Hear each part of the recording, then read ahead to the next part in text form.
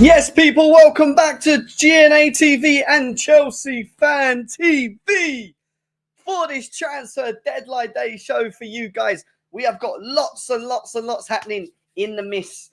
Jadon Sancho to Chelsea. Is it happening? We will find out. Victor Osimhen to Chelsea. We will find out tonight, guys. Will Chelsea be signing themselves a striker? Will they be getting themselves a striker? We have to wait and find out. On top of this, Raheem Sterling news, which we've still got to get into. Trevor Chalobah news to get into. And probably lots and lots and lots and lots and lots and lots and lots and lots and lots more to also discuss and get involved in as well, guys. Do me a favor, though, if you haven't done already, make sure you guys are smashing them likes. If you're not, what we're doing, get the likes up, guys. We are here to give you transfer deadline day news, keep you up to speed with everything that's coming on or will be coming out right now. Over 100 people in the building already. Get the likes up, guys. Let's cue that intro.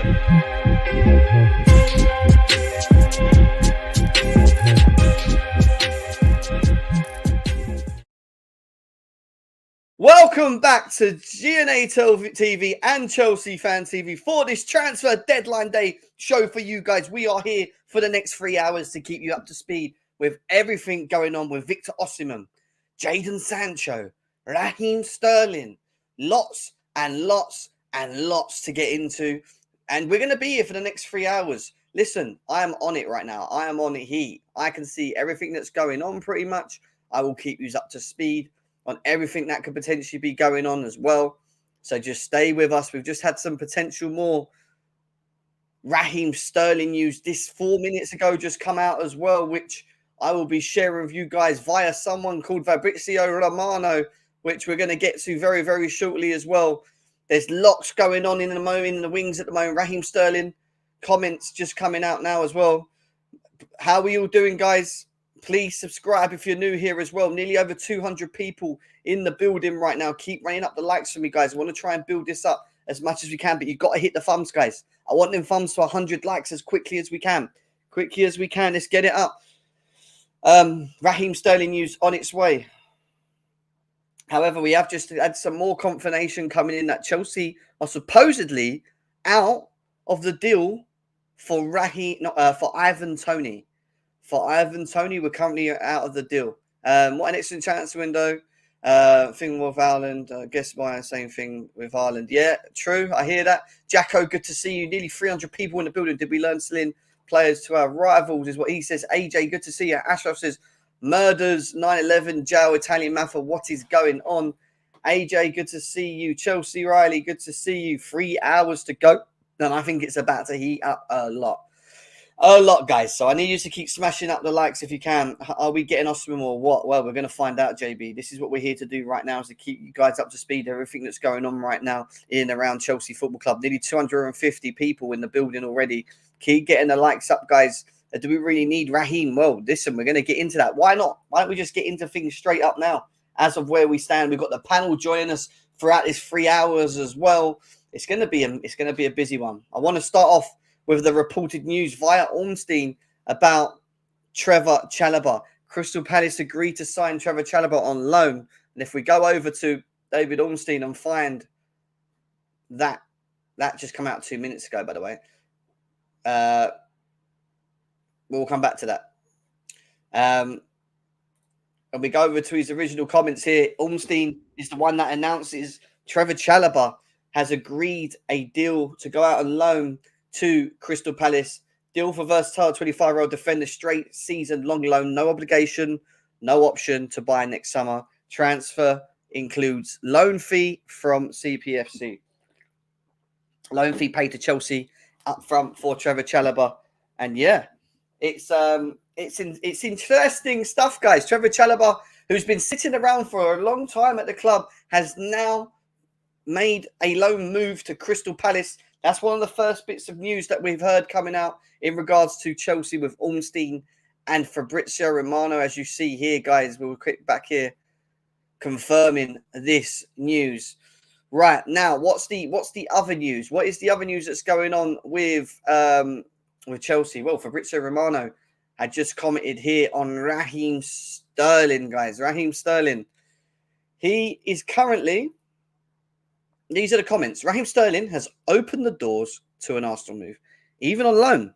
It's completely up to Arsenal now after they were offered this option earlier today, which means Raheem, he just wants out. Chelsea, they want him gone. Whether it's a loan, whether it's a buy, I think it could be a loan, maybe not with an obligation to buy, but maybe an option to buy with Raheem going to Arsenal. That's looking at, like it could be an option. We also heard and saw that Manchester United were intrigued in the potentials of, big up Nick as well, good to see you, how are you? The potentials of Raheem Sterling going to them as well, which has obviously not happened. I don't have a problem to sell Raheem Sterling to our rival, and he's shit. We need to sell him, Chilwell and Jackson is what I'm hearing here. Mustafa, good to see you guys. Keep running up the likes to me now if you can. Run up the likes if you can. AJ says keep chill at the moment as well. We nearly got 300 people in the building out of anyone. Arsenal taking our trash. Listen, Arsenal, Man United, they like taking players off us. Let them take the players off us. Let's move on, guys. Do you know what I mean? Via from that as well, we then fly from the Fabrizio comments onto the Ormstein comments in and around Raheem Sterling. That says Arsenal are in talks with Chelsea to sign Raheem Sterling before transfer window closes. AFC now actively working on a move for the 29-year-old attacker. If the deal struck, personal terms would still need to be agreed. No issue expected. He seems to think that this could be something that's done quite straightforward on a loan. Will they pay his wages, or will they pay part of his wages? We have to wait and see. That's something we'll have to keep an eye out on as well. Achille is good. London is blue is what we got here. If I go quiet, guys, it's because I'm looking at other things. It's because I'm looking at other things right now. Apparently, Arsenal passed on the opportunity of getting Jadon Sancho. Interesting. Interesting stuff. Crystal Palace now have Mark Gay, Trevor Chalobah, and they also signed Lacroix, from the French player as well. So they've got quite a strong individual team there. Osimhen just signed. Well, let's go back. We are coming up with Victor Osimhen news very shortly, guys. Like I said, we're going to keep you up to speed with everything going on in and around Chelsea Football Club. But right now, Raheem Sterling has opened the door to a loan move to Arsenal is what the news that we're hearing right now. So let's see what happens in the next hours in regards to that. Will we get the deal? Will the deal get done for him? That's the real question mark. We have to wait and see there. On top of that, people were back in that comment as well. Sammy Mockball has come out and also confirmed. Why does it do this? This is the problem with StreamYard sometimes, guys. Arsenal are trying to sign Raheem Sterling currently as well. So this is interesting for me. He needs to go. We can't keep him. His wages are something that the club wants to get off the books. We've managed to get rid of Romelu Lukaku already as well, along with this all. This is one that I feel we need to get done at all costs. We can't have him sitting at the club for the rest of the season, not being involved in our plans, and just rotting. That just doesn't work for me. Honestly, that really just doesn't work for me right now. So, effectively, just Chelsea, get the job done. Get the job done if we can. Hopefully, we get Osimhen's what we got here as well. Well, we're going to find out. And then talking about personal terms, is it an issue? Is Raheem Sterling's personal terms an issue? What we're being told here. Well, I've just deleted it. No, great. I literally just deleted it. Gem. Here we go. Are you ready for it? Fabrizio Romano has confirmed this, guys. This right here. Sterling agrees personal terms with Arsenal. That's at 8:06. That was literally 3 minutes ago. Raheem Sterling has agreed the personal terms. What's left now? What is left now is the clubs to agree. Well, it's a loan. Whether it's a loan, whether it's a fee. I'm watching on my phone, on my telly as well. Yeah, I mean, I can't watch I don't know if we can watch. I need someone to check that. Are we able to watch what he's saying? I don't think we can. It depends on the. It actually depends on. I'll leave that there for now. Watch playback. I don't know if I can. That's the thing. If I can, because I'm pretty sure I tried to do this before. Got told it was okay. I got told it was okay, but I'm not too sure. I'm watching him now, actually.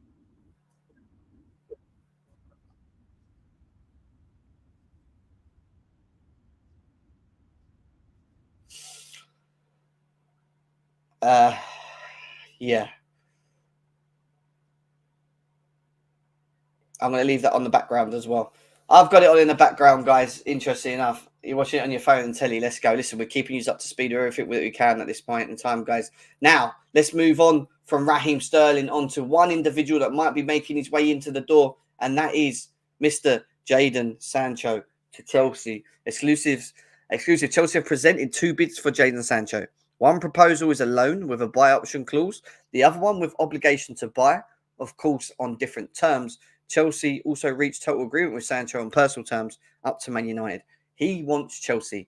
The whole Juventus thing got pushed out the door, wasn't interested. He wants to move to Chelsea. He probably sees it as a good chance for him to maybe prove or show himself that he's a good player within the Premier League. I do think the Man United structure and system just didn't suit him at the club. And I think it's very equally very important that, he if he does come over, he's going to have to work hard. There's a lot of people that think he hasn't got that in him to work hard, to put his head down, to find that Borussia Dortmund level type of individual that we know, a Jadon Sancho. But there is, it was a long time ago. Don't get me wrong. 1 second, guys. 1 second. Every time you hear ding, it's because I need to have a look. It's because I need to have a look.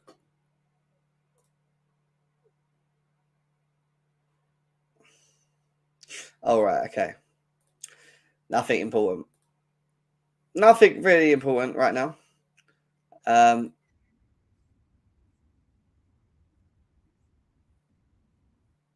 Trevor Chalobah is currently at Crystal Palace undergoing a medical as a loan deal for Chelsea has been agreed. So he's currently over there right now. I'm just watching in what he says there. But going back to this, I think, no, I don't think he does, Mustafa. I don't think he starts. What I think is he comes in and he has to mould in the, in what we have. He has to work hard.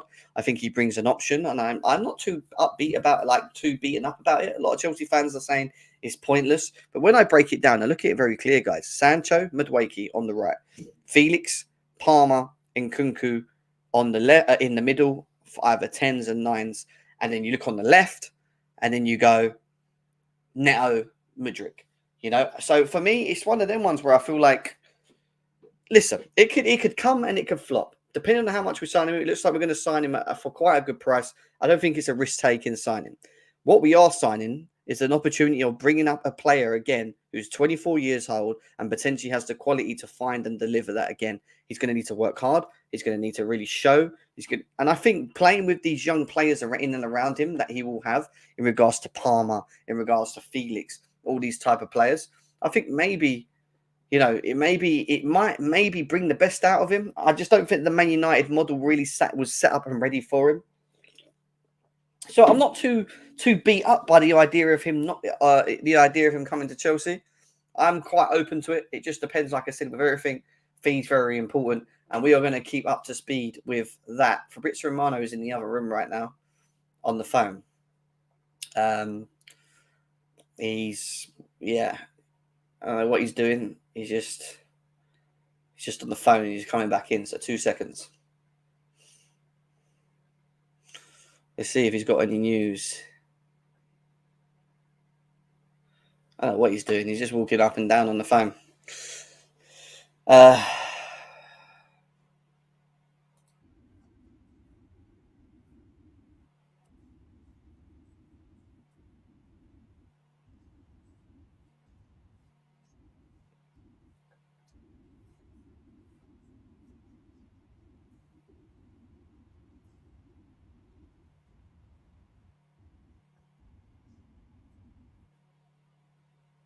1 second, guys.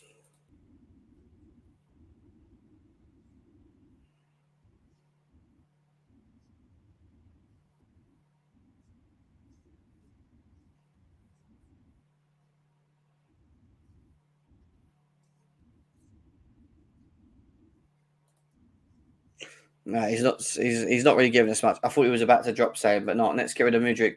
Where is Neto going to play? Off the left. Neto and Mudryk on the left. Sancho and Madueke on the right. Felix, Felix, and Palmer and Kunku 10/9s. Both can play off the right or left, and Kunku left, Palmer off the right.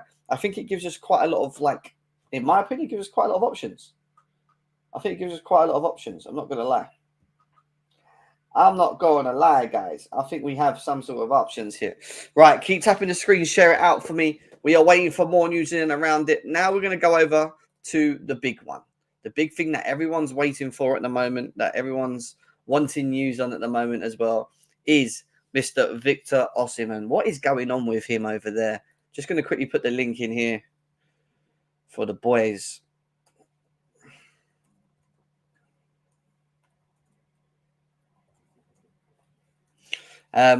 What is going on over with Victor Osimhen? Why are we signing Sancho? Why can't we put all the money into Osimhen? Because the money that we're signing Sancho for, number one, we don't know if it's a loan move. We're waiting to see if it's a loan or a permanent. And secondly, from what we're being told, I don't think it's an expensive deal, to be quite honest with you, mate. I don't think it's as expensive as a deal as people were saying. So, it's going to be an interesting 3 hours, guys. We've got a long time to go. So, this is what we've been told so far, ignoring the picture. Victor Osimhen is furious with Napoli. Relationship is completely broken. Now, we're being told that there's a good opportunity that Victor Osimhen may go back to, may stay at Napoli, and then, we would have to go again next season or something like that, which I don't think is going to happen. I think at this moment in time, it's gone way too far. And I think it's got to the point now where something has to happen. Something has to give for me, Something has to give. So I'm a little bit, what's the word? I'm a little bit kind of not shocked, because I always knew this was going to come down to deadline day. I always knew that we were going to be sitting here and this was going to come down to deadline day. Listen, it's not an easy job. He wants a specific amount of money. Ahli, who came over to see him, have now pulled out. They've now gone for Ivan Toney, is what we've been told. So Ivan Toney is completely out of the market. That leaves basically a clean swoop for Chelsea to try and agree a deal with Victor Osimhen. To try and agree a deal with Victor Osimhen here. So I don't know. It's an interesting one, is what I'm going to say. I think it's going to be played. I think it's going to be one of the ones where it's going to be sort of played and dragged out, and we're going to be sitting here. It's going to be one of them deadline day madders. So we've got to be ready for that.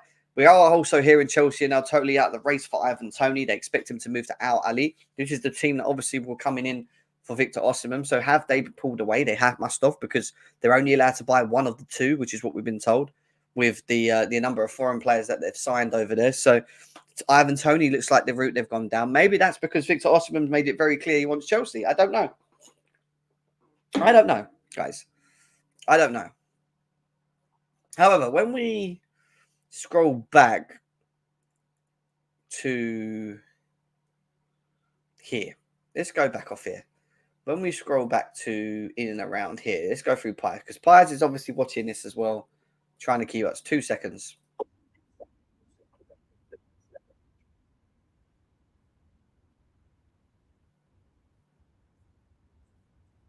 One second, guys. I'm just trying to see something here.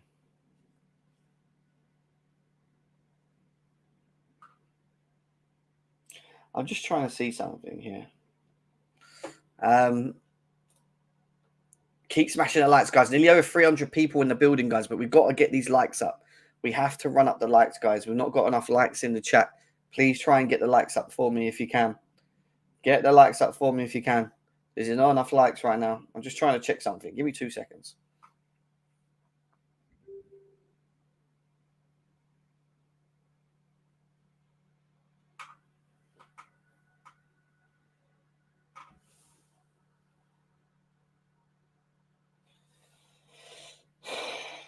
Okay, cool.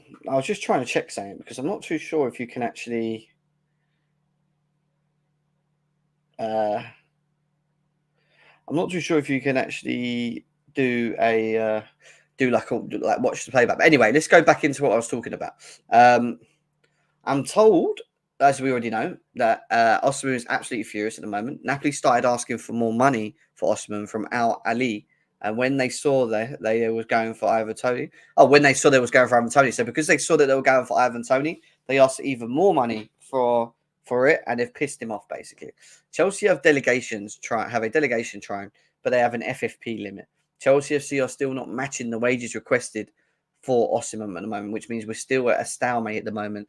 Chelsea are briefing the FFP card already for Osimhen deal, but are looking to sign Sancho. I think this is not going to happen, guys. I think it's not, but are looking to sign. So Chelsea are briefing. This is an interesting quote here. Chelsea are briefing the FFP card already for Osimhen deal, saying that we're breaching it currently, but are looking to sign Jadon Sancho. I think this is not going to happen, guys. He don't think it's going to happen. He still thinks Jadon Sancho is not going to happen. Man United are not happy with the loan fee for Sancho and also salary coverage, but still talks are on. So we're bowing back and forwards there as well. Daniel, good to see you. How are you? We're still waiting. We've still got a long time, guys. 8:22. I am kind of just keeping an eye on the watch this as well. I don't think I can show it, but I might be able to show it in clip. So as soon as we get a little bit of breaking news, I will see if we can bring it up potentially. I don't know.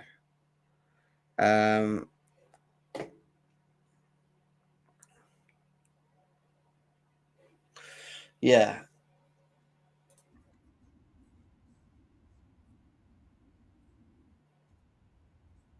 Yeah, they're not talking about anything crazy right now. Going back to where we were just now, guys. Osimhen, wow, it's crazy. You can sit still. You can't sit still for 5 minutes. So much happening in the backgrounds right now. This sounds so much like the Enzo Fernandez deal for me. They're building it up, building it up, building it up, building it up. The real question is, do we have an answer or not? Do we have an answer?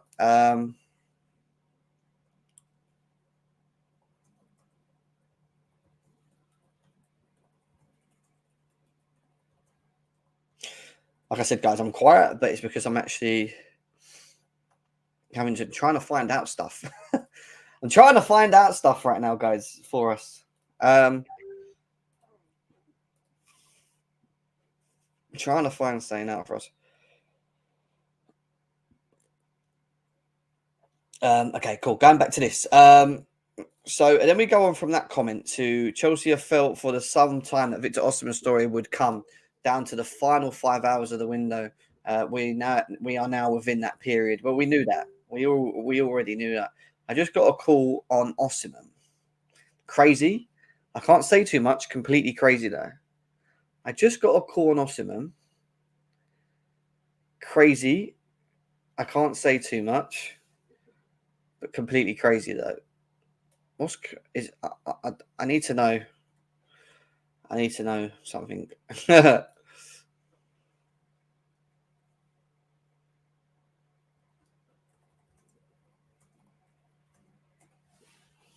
I am being nosy, guys. You're probably thinking, why am I highlighting things? It's because I'm checking things. That's why. It's because I'm checking things. 265 people in the building still. Big up, guys. 25 minutes in. Please make sure you're smashing the likes, guys, as well. Get the likes up if you can for us. I'd massively appreciate it, guys. Keep running it up as we speak.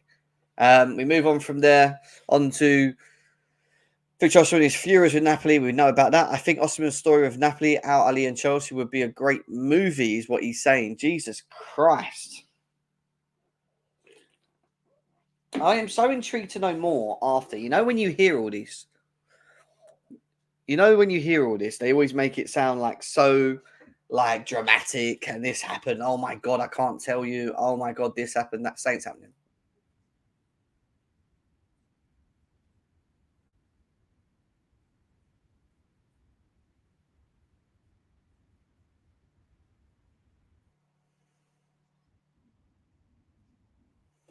Right, no, he's just talking to someone else.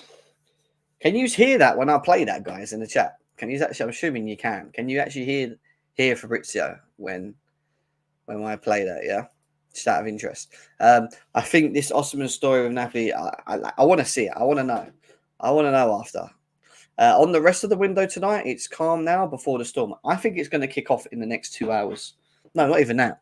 By 10 o'clock, by 9:30, 10 o'clock, I think you're going to start seeing just madness. Matters. Things are going to be going left, right, and center. This is going to happen. We're going to be shocked on that. We're going to be breaking that. We're going to be talking about that. So get strapped in. Get your food in. Get your drinks. Whatever you need right now. Yes, it's a little bit quiet at the moment, but it's just because we're trying to keep you posted. We have got a game on the weekend as well, guys, that's worth talking about as well. We're up against Palace on Sunday, which we're going to cover with a panel at some point. I have sent it to the panel. I'm going to see if any of them are joining any around.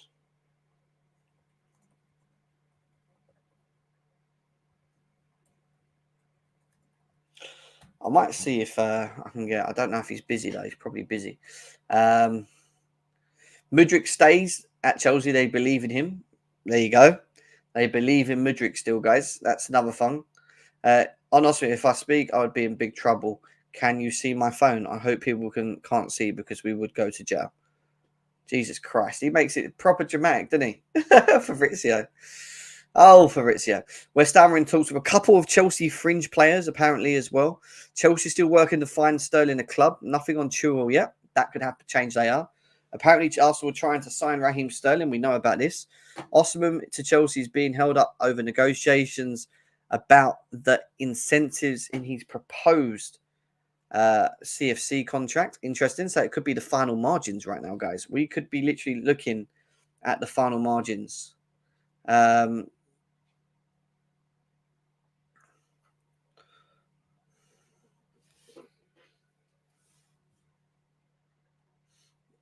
You would have thought Arsenal fans would know how good DJ Drogba was of all fan bases. One, what's this about? One is a striker, the other is a winger. What is wrong with people, man? They put the most craziest things up, didn't they? Like, I don't think people can help themselves. I really don't think people can help themselves. Let's keep refreshing Fabrizio Romano's. But guys, what is your thoughts and feelings in the chat? I'll be confident. Big up, Jay Anderson. How are we doing? Window shuts at 11 o'clock, guys. We've still got quite a bit of time right now. We've got 250 people in the building across all platforms. Keep smashing the likes, guys. I know it's early doors right now. It is early doors. Very early doors. Very early doors. I just need people to keep running it up if you can. Let's try and get these likes up as much. And yeah, keep sharing it out, guys. We need to share it out as well. I need you guys to keep sharing it out as well if you can. Big up, Jansen. Guys, what's your thoughts and feelings in the chat? I want to ask you guys the questions here. Are you confident on Victor Osimhen coming to Chelsea? Do you see Jadon Sancho? Or is there any other unexpected things that you think may happen in this next 2 hours?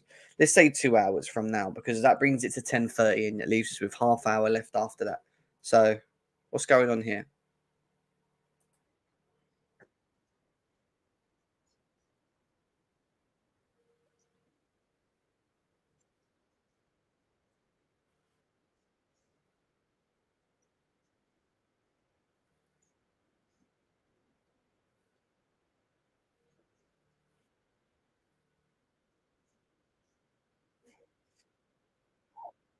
Nothing yet. It's just a guy sitting there talking. Something has come out of the woodwork that we need to highlight, though. This is interesting, very interesting. Actually, I thought this was done. David Washington deal to Strasbourg has collapsed. Chelsea may have pulled the plug due to reports stating that the Premier League would have investigated the transfer. So David Washington, from what we thought was a clever idea, selling a player to a club they own officially, so buying them off the books of Chelsea and sending them over there, that don't make no sense to me. Why can't you? Especially you can just pass players across, can't you, on loans? But if we can't sell players to our own clubs, I mean, it is a kind of way of. It's another loophole, isn't it?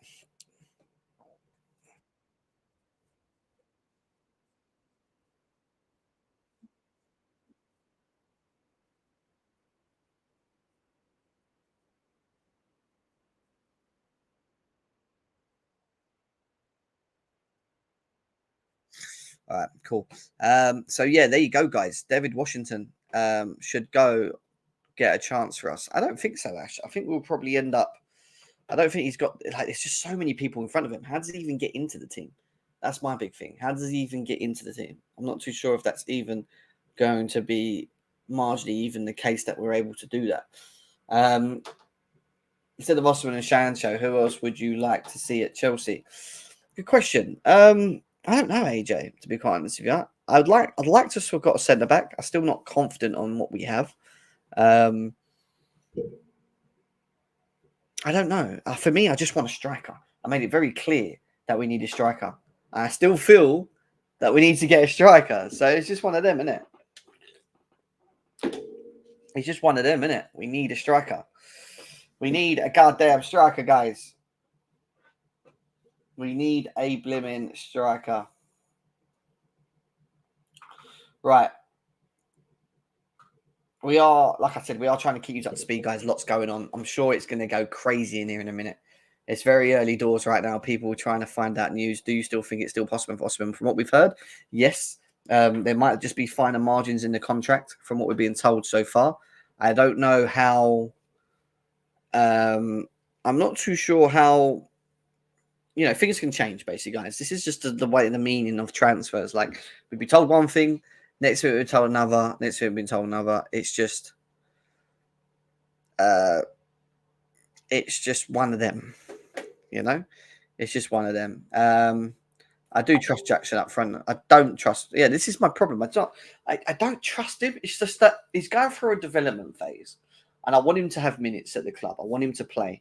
I want him to be a part of what we're doing. But we do need someone with him. It can't just be him on his own. We need someone with Jackson, That's my only real thing with it. For me, either Reiss or Grealish, really. Well, we're not going to get any of them, AJ. Jackson is good in the build-up play behind the lines. Goals will come as a unit. True, but he still lands. Once getting the chances that he has been getting, he has to be effective, and we saw it in our last game round against Man City. First game round against Man City, he was just not clinical enough in the moments we needed him. We saw Mark Guiu not clinical enough when we needed him in the cup game at Strasbourg, at Chevette at home. Obviously, we played well against Wolves, where he took his chances very early on. That's what we want to see more. But then we go to yesterday's game away. It wasn't the greatest performance. Listen, the pitch was horrendous. Watching us playing on that pitch was atrocious, guys. Like, not good. However,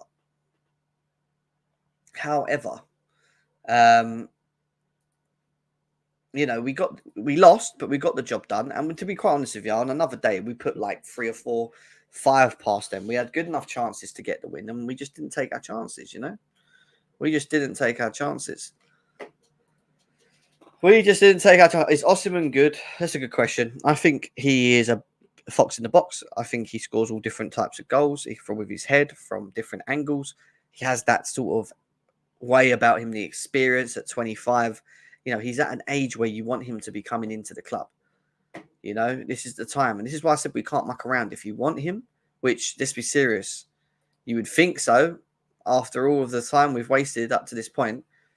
If you want him, then you need to get it done, guys. And I'm not saying we spend stupid money on trying to get him, but Chelsea and Napoli play it. Just nothing there. And yeah, this deal with David Washington is interesting because we've got another comment here.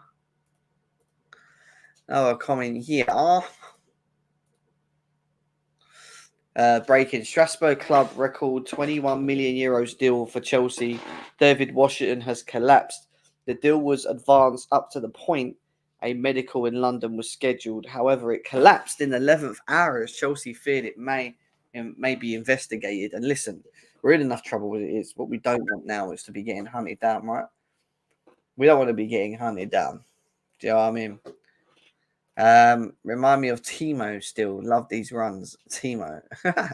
All players are great. It's just playing the ball into them and how it lands. We got Enzo done 1 hour before deadline day. Yeah, you can get in, Blue Co. Of course you can, mate. You can come and join us for a bit.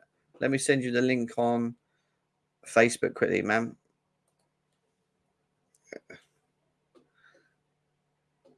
Let me send you the link on Facebook. You can come in, bro. It's going to be a long night. We need to break it up as well. I'm going to keep you guys up to speed with everything that's going on as well.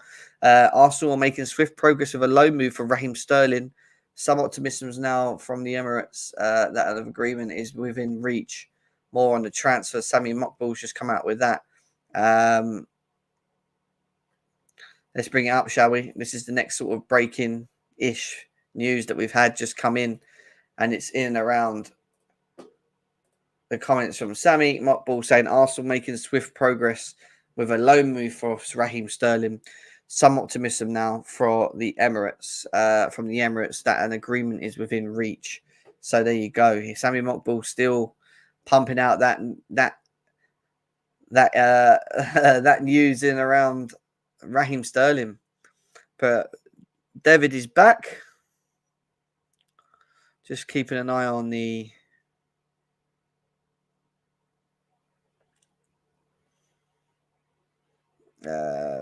Victor Osimhen spotted at the airport in Naples. Is this fake? Or is this not fake? Why do people do this on Twitter? They always do this. I know it's Carlita. Big up Carlita watching live from Jadon. Big up to you from Kiki. Good to see you guys. Let us know where you're from in the chat as well. We've got 300 people in the building still. Good to see you guys. Like I said, it's going to be quiet for now. This is the calm. What I say, calm before the storm. So it's going to be a little bit quiet. We're going to try and kill time as much as we can. Keep you posted on things that are coming out. And in between all of that, we have Carlito in here as well. So what are we saying, Carlito? What's happening? Hey, buddy, can you hear me? Can hear you, bro. Loud and clear. Jim, how are you, my man? It's good to talk. I'm all right. How is everything with you, Carlito? Good to see you. Oh, it's my birthday, and on top of that, I took a day off from work just because I'm fucking obsessed with this shit. Everybody is. You are. We all are. And damn it, I wanted to see the madness, good, bad, or indifferent. I wanted to see the madness. So, this is hilarious. You were talking about the Strasbourg thing. I got to be real with you, Jim. It was pretty shady, and good on Chelsea to be like, ooh, maybe one too many investigations, huh? Yeah, 100%. I hear you. I mean, at least they pulled out at the right time, right? Rather than like going down the route and opening up another can of worms for us that we just didn't need. So if that's the case and they were worried about it, then they've made the right decision for me and putting it back. But then what do you do with him? Just have to loan him, wouldn't you? If you can. I mean, look, shit. If it all comes down to it, loan him to Wrexham. I mean, loan him to. I mean, hey, you think I'm joking?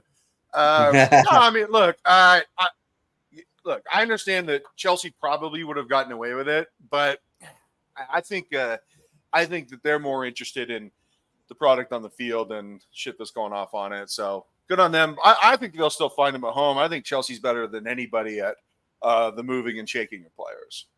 It's just the way they move is incredible. Well, I've got you here. Let's quickly talk about the window so far for you. Like, how do you feel?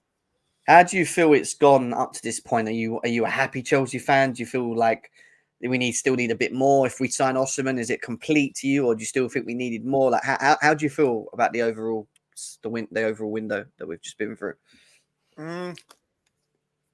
So, which part of it are you talking about? The players that we've already signed, or any potentiality?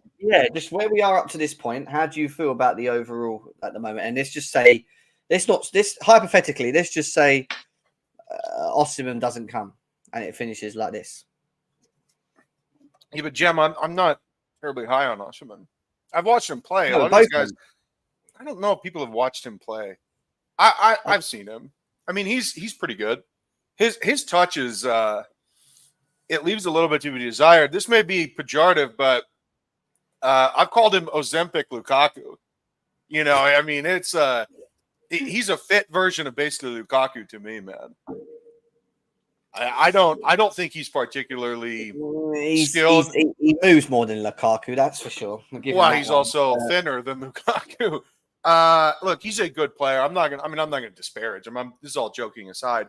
But I mean, look, this is a hyper skilled front six. Any way you look at it, like Mudryk, who had a 105-yard sprint yesterday, did something that almost nobody in the world can do. And people are saying he's nowhere near good enough for Chelsea, right? Because of what we have in the front six. And surprisingly, even Madueke is part of that. He's shown he is absolutely part of that. We got guys like João Felix, guys like Pedro Neto and Kunku, Cole Palmer, Jackson. These guys are fabulously skilled. And if you, even Guiu, by the way, even Guiu. Yeah. And if you introduce a guy that's much more of a traditional striker who wants crosses in the box, is incredible in the air. Like, Osimhen is one of the best players in the world in the air. But if you're talking about link-up play, fluid football, especially in the final third when it gets tighter, and he wants combination play, he wants patterns, he wants line-splitting diagonal balls, Osimhen is not your guy for that. His foot skills are not there. So I mean, like, I understand that he's a high-profile guy. I know that everybody wants him, and Fabrizio is really milking the hell out of this story. But I don't actually see him as a good fit as a player. I know he scores goals, but that's not everything. Yeah, no, I hear you. But if we want to talk about the rest of the window, João Felix is one of my favorite footballers. So I love João Felix. Pedro Neto was a surprise, but a really healthy one. I think a lot of teams wanted him. Man City tried to hijack him at the end of the proceedings that he had with us. We said no, and we obviously took him. I think Romeo Lavia is a new signing. Feels like a new signing. Should be considered a new signing. Renato Vega is awesome. Mm-hmm. I don't know if you've seen him live yet. He seems like just like a tower, like a real presence. Off the ball and on the ball on both sides too, defensively and offensively. Renato Vega, I think, is a magnificent, efficient hire. He cost $11 million, and in 5 years, he may have cost $80 million. The guy can play D mid, outside back, center back. I think he's a wonderful addition. So if I were to grade the window right now, I think it'd be an 8 out of 10. I really like the players we signed, man. Like, I really, really do. I like Guiu. Love Neto. Absolutely adore João Felix. He's wonderful. I like KDH, although he struggled. Maybe that's more along the lines of pressure, but he'll figure it out. The back line, not great, but Vega is a great plus. And obviously, someone that we've already had, but someone that I think is dangerously close to becoming one of our top 3 best players is Malo Gusto. Malo Gusto is magnificent. So I think we're in a good spot, Jim. I really do. There's a lot of negativity in this fan base, and I'm not part of it. So what's your need for? Do you not think there's a need for a striker? I think we've got 4 strikers, man. If a striker's in like the modern sense, like if you tell me right now, Jim, anybody under 25, with the exception of Erling Haaland, who is really sort of like a one of one, like just a really unique player, the way that maybe Randy Moss was a wide receiver, that type of like unique athlete. You tell me anybody under 25 that's a traditional striker outside of maybe Mark Guiu. Like, who under 25 is a traditional striker that would be good enough to play for Chelsea in the market? Like, you tell me. Under 25. Yeah, under 25. Good question. Really? Like, because what I'm saying is that they're not really making them anymore. Yeah, but then at the same time, don't get me wrong. Like, I in the one area that I feel we need a little bit of experience in is striker. Like, I would take someone that has a little bit more experience rather than just keep down the same route of buying someone at the age of 21, 18, 22, 24. Dobrik? No, not Dobrik. No, I'm looking at the chat. No, you know, there's no real reason for me to feel that we always have to buy someone that's under the age of 25 to fit the brackets, because that's been broken. We bought Tosin and he was 26 or 27, whatever he is at the moment. Oh, so, I'm not. Okay, respectfully, we didn't buy him, and I'm not talking about. No, I'm not talking about our age threshold for buying. That's not what I mean. What I'm saying is, you're talking about quality of individuals under the age. No, I'm like literally talking about like the. I guess I would say the position relative to where the game is going. Like, anybody under 25, with the exception of Haaland, who is a one of one, I don't see the game inventing prototypical strikers now. I don't like. I'm not talking about anyone under 25. I would buy Ivan Toney right now. I think he's a really good player, but he's not coming. What I'm saying is that I don't think that the position has a relevance in today's game the way that it did in the 80s and 90s. So if you can't, like, I know Gyökeres is 25 from Sporting, but anybody under 25, can you tell me a real striker option Mark EU excluded because he already plays for Chelsea, that would actually be good enough to play for Chelsea. Can you hear that, Kalia? What's that? Hello?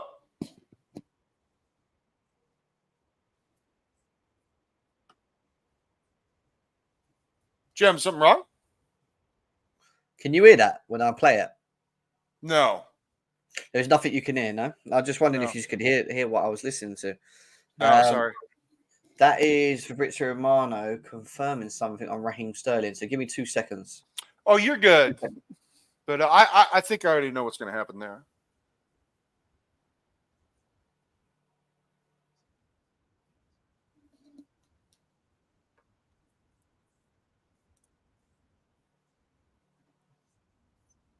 So what he's basically said is Reiss Nelson has agreed to go to Ipswich.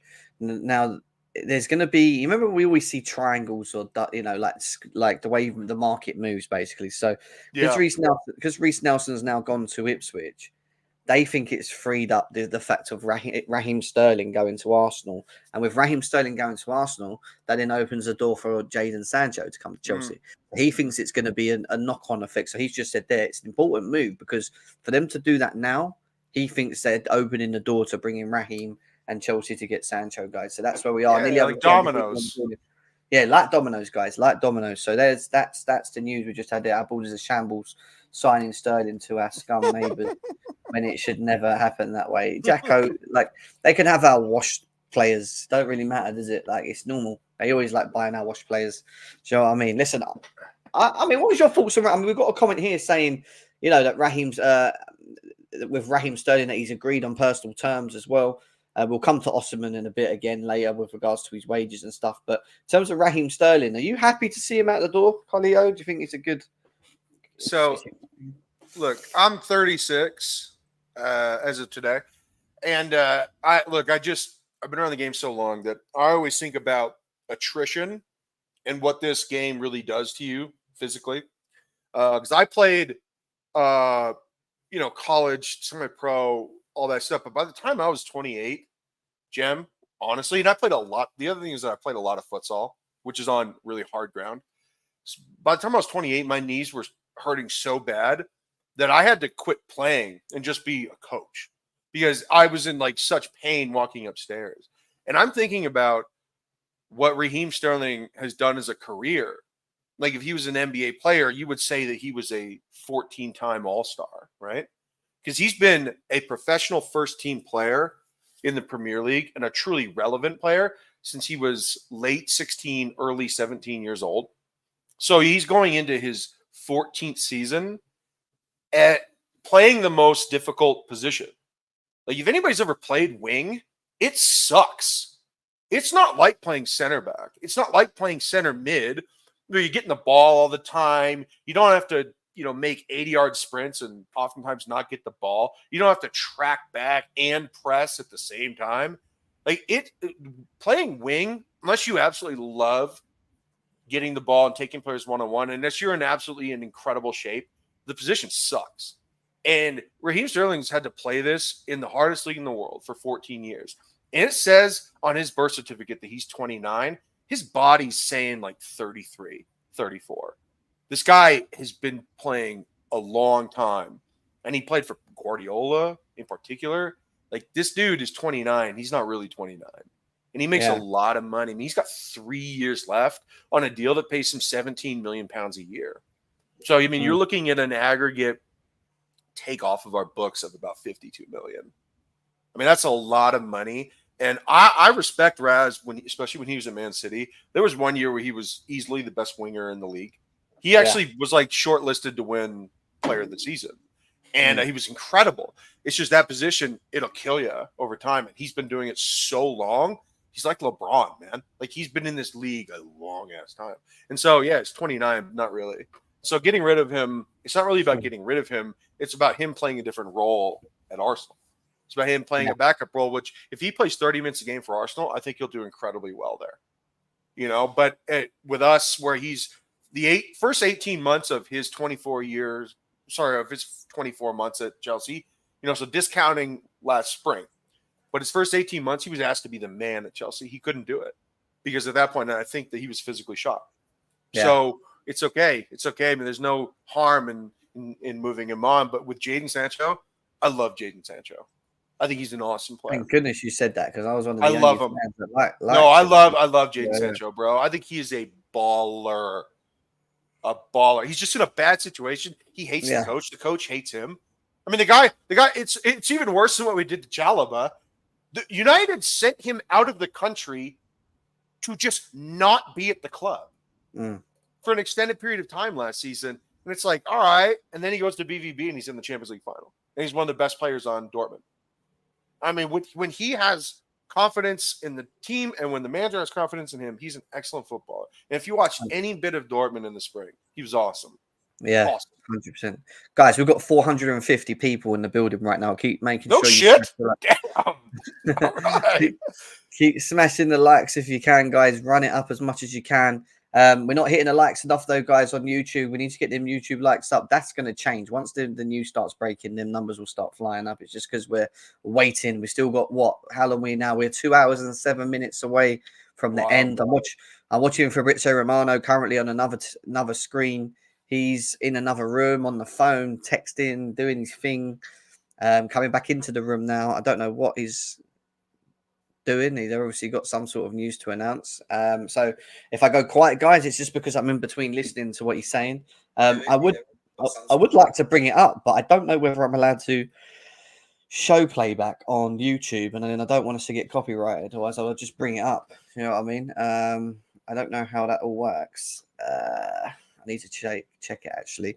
But in the meantime, obviously we're still waiting here. I mean, I agree. I think Jadon Sancho would be a great player, a great opportunity for him to come in. But, you know, a lot of Chelsea fans worry, Carlito, about how does he fit in what we've got currently at the moment with all of the attacking options that we've got. If we do get Jadon Sancho, where do you see him playing and where do you think he fits in for Chelsea? So keep in mind, Chelsea being very smart about this. They always take into consideration fiscal windows, right? So whatever deal we do, if there's an Osimhen deal, great. If not, I'm fine. But with the Jadon Sancho deal, again, he's not going to be on the books this fiscal window in terms of a transfer fee. It's going to be a loan. Now, whether the language specifies obligation or option, I'm not sure yet. But I'm sure the option to buy has more upfront fees for United and is more favorable to United than an obligation to buy. The fee will probably be lower. You know, so if we have to buy him, they're going to get less money. If we like him after a year, then they'll probably get more money. But either way, it's not going to be on this fiscal year's books, which is smart. But in terms of where he'll play, so this is going to be an arms race for playing time between, I believe, Madueke, Mudryk, and Jadon Sancho for that spot. I think that João Felix is just absolutely going to play. I think he's wonderful. I think Nkunku is just going to play. Pedro Neto is just going to play. Jackson is just going to play. These guys are just Cole Palmer, best player on the team. Obviously, I haven't even mentioned Cole Palmer because I don't need to, but he's obviously going to play. So when you have those guys that are definitely going to play, I think that they're going to look and give a 3-man tryout. Like, remember when the Joker broke that pool cue over his knee in the Dark Knight? He's like, we're going to have tryouts. Like, I feel like this is that between Madueke, Mudryk, and Sancho to see who's going to win it out. I think it's going to be a year-long tryout for 2 positions with 3 players.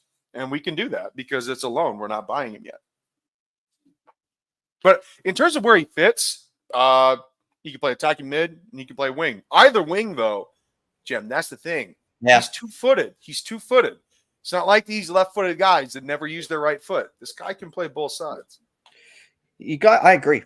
By the way, and I think if we get it done, which could fall onto the reason why we see Reiss Nelson heading to Ipswich Town from Arsenal. It looks like they're close to securing a deal for the 24-year-old winger on a season-long loan. No option or no obligation to buy as well. Chance to depart, helped by the potentials of the Raheem Sterling deal. So this could be, like I said, an effect of Raheem Sterling coming to Arsenal, Neo Nelson going to Ipswich, and then Jadon Sancho potentially coming to Chelsea. Guys, I can see the number over Twitter. I can see it right here. There's 416 people over on Twitter currently watching us right now, guys. Do me a favor, smash the likes, come over to YouTube and watch on Chelsea Fan TV, and come and watch it on GNA TV as well, guys. We need to try and get the likes up, the subscribers up as well. Massively appreciate if you guys come over. You doing it on Chelsea Fan TV too? Right on. Yeah, I'm everywhere. Yeah, tonight I'm on everywhere. No, Alex is a friend, man. There's something in the works. I'm just saying. Yeah, come on, that's great news. That's great news. He's awesome. He works his ass off. He's a great dude. He does what he does. Let me ask this question though, Jen. You like this move, right? You have to. Sancho? What? Sancho? Yeah, of course. Yeah. Okay. So you're a sensible human being that recognizes Sancho just had a dip in his career. That class is permanent, man. Form is temporary. This is a class player.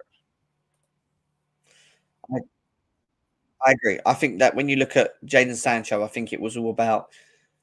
For me, it was all about it not fitting at Chelsea. Don't get me wrong, we've had our fair share of bad players that are talented, that have came to the club and not worked, and we've wasted money. I understand that. And I think there's always that worry with Chelsea fans that they think that we're going to sign players like Sancho, who we know have got talent, but just not going to display it in this league or even for this club. He's going to have to work hard. Maresca demands that. He's going to have to try and get the best out of him. He also has the opportunity at 24 or 25, whatever he is at the moment, to play with players in around the same age as him, all pushing, all of a very good quality, and like Cole Palmer, who can enhance him as well as a player. Neto, João Felix, and Kunku, these are all tidy players like himself. And I think when you look at Man United, they never really had that. They've always played with out-and-out wingers on counter football and not really any great football displaying. And when you watch Chelsea, it's going to be possession. It's going to be, the techie players getting into positions or pockets in the spaces, receiving balls, beating players and playing 1-2s. And I think the model and what we're trying to do at the moment would make sense for someone like Jadon Sancho to come in and work. It's just that he needs to implement that work rate for me. He needs to come, refresh from what happened with Man United or what's been going on. And he needs to put his head down. He needs to get fit. He needs to show determination, and he's got to just play at that level that we've seen at Dortmund, where he was scoring 16 goals with 14 assists. Like he's got it in his locker. He's shown it already. Show us, do it. Jen, this is the negotiation between the manager and the players. Like you could be Antonio Conte, right? And you could say, I demand that you work really hard, do exactly what I say, but we're going to play football that is counterintuitive to creative players. We're going to play sit back, absorb pressure, counterattack football. What Maresca is saying is that I demand that you work really hard, and in return, we're going to play 2024 progressive, attractive football that skilled players really like to play. It's like, you will work hard, but in return, I will promise you great football. I think that is a reasonable exchange for guys like not just Sancho, but also João Felix. It's like, João, if you do this for me, in return, I will play football that you really like.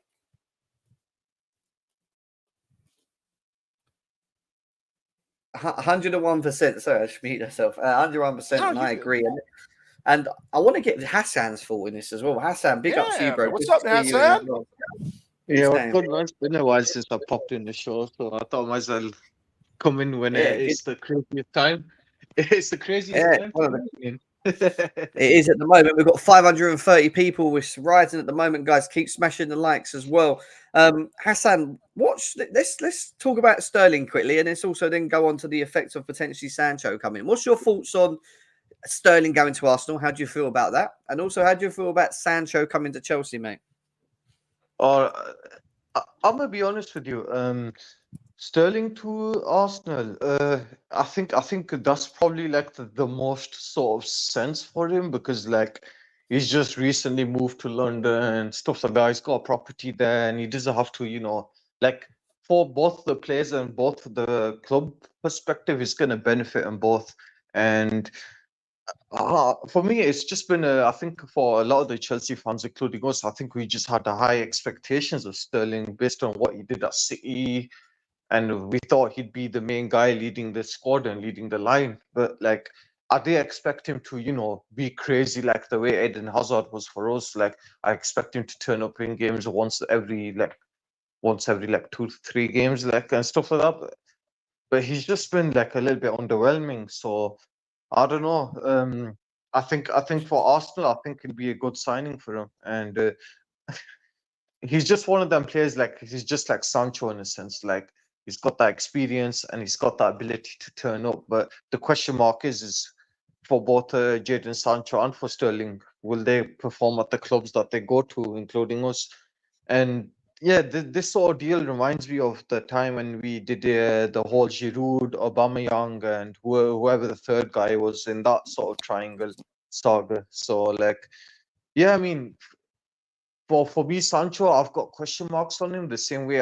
It's the same sort of question marks I had with João Felix. It's just like, how consistent will they perform for us, and will they even play good? Will they be the Sancho player that he was at Dortmund, and will Felix live up to his hype that everyone gives him? So, like, yeah, I mean, for Sterling, it's just been a disappointment, really, and I just wish him the best, and hopefully, I don't want him to like sort of like play too well at Arsenal, but I hope he plays well enough for us to like sell him in a sense. And we just gotta hope that once, because look, I've got question marks. I don't think we all got question marks with Sancho, but like once he puts on that Chelsea shirt, whether we like him or not, we're just gonna have to back him and hope he does well because he's our player then.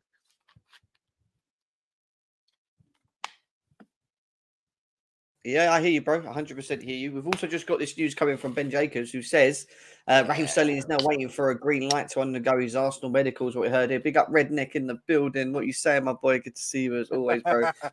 544 people. He's always here, and he loves it. Big up. Nah, he's actually a really good Chelsea fan. Him and I have tit for tat, but I like him. I like him. He has. He's got a very interesting. This strong opinion. Gem, Ben Jacobs, our guy. He's been on it, man. He's been on this Chelsea news. He has. He always is. To be fair to him, I love him. I love me some Benny. So this is happening, yeah. Well, we haven't had a Fabrizio. I'm just waiting to see what's going on here because they're talking about something now. I'm just trying to. Oh, look at Uncle Jester's here, tooting his own horn. By the way, and I got to give him credit for this. I do a podcast with this crazy old bastard.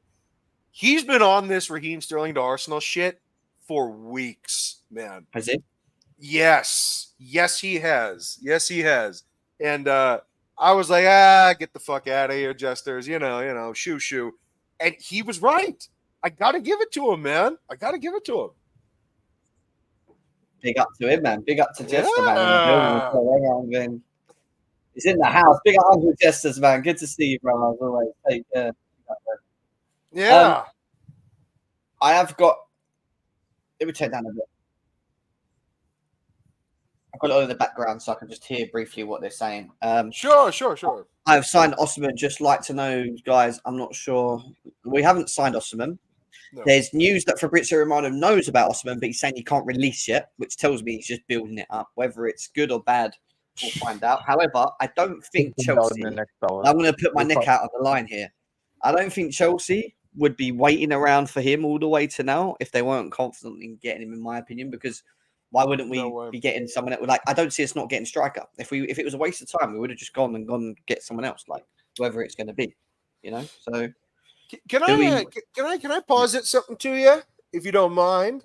And you're right, by the way. Chelsea's too proud of a club to beg. You know, it's that song, Ain't Too Proud to Beg. We're a little too proud to beg. We're not going to, like beg for this guy to come. Right? He's either going to join or he's not going to join. And this would have been a foolish use of our diminishing time because we're on the clock, 2 hours left in the window. If this doesn't happen, I feel as though Calvert-Lewin may be a contingency plan. Someone that I do rate and someone that I think would be a very good backup to Jackson.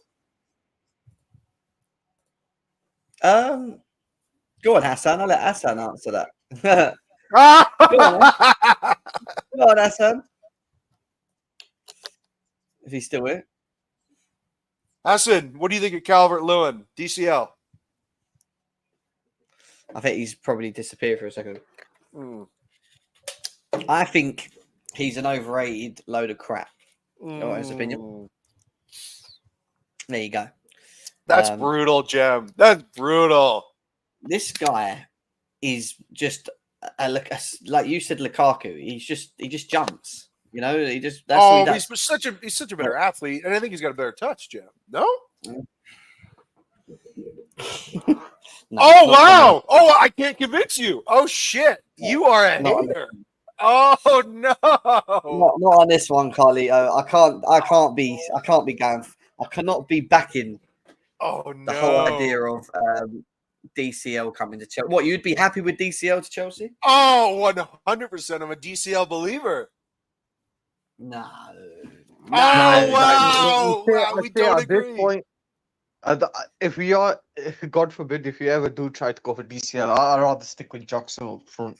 Honestly. Oh no, I'm not saying he's a better player than Jackson. He is not better than Jackson. Come on, I rate Jackson. I like Nico Jackson. He's Jackson as a all round sort of footballer in a sense, he's better. He's good. He does everything but finish consistently. And that's the weirdest part. But yeah. As I was hearing you guys before about this whole situation, there's no way Chelsea would tell Osimhen to stay. This sort of drama to build up, because like we've seen it before with Enzo, or this and that, negotiations were like this and that. We got stubborn owners that like sort of like don't like to have no for an answer, especially if it's in advanced stages. They will do everything. I don't know. Would you call that stubborn, or would you call that persistent? It's a bit of both. Yeah, you could intertwine the two, but like, of course, since Jem sort of stuck his neck out on the line, and I'm 100% confident that we've probably got this deal done, and they're probably going to announce it at 10 o'clock. Because there's no way you tell a player to stay. There's no way you tell anything like that. Like completely screw his chance and force not to sign. And how Ahli walks away as well, you know. They walk away. Well, hold on. Their window closes in October, so they can come back. Forget that, because they still would want. If Victor Osimhen was available, they still would have stayed and hanged around for him. They've obviously walked away for a reason.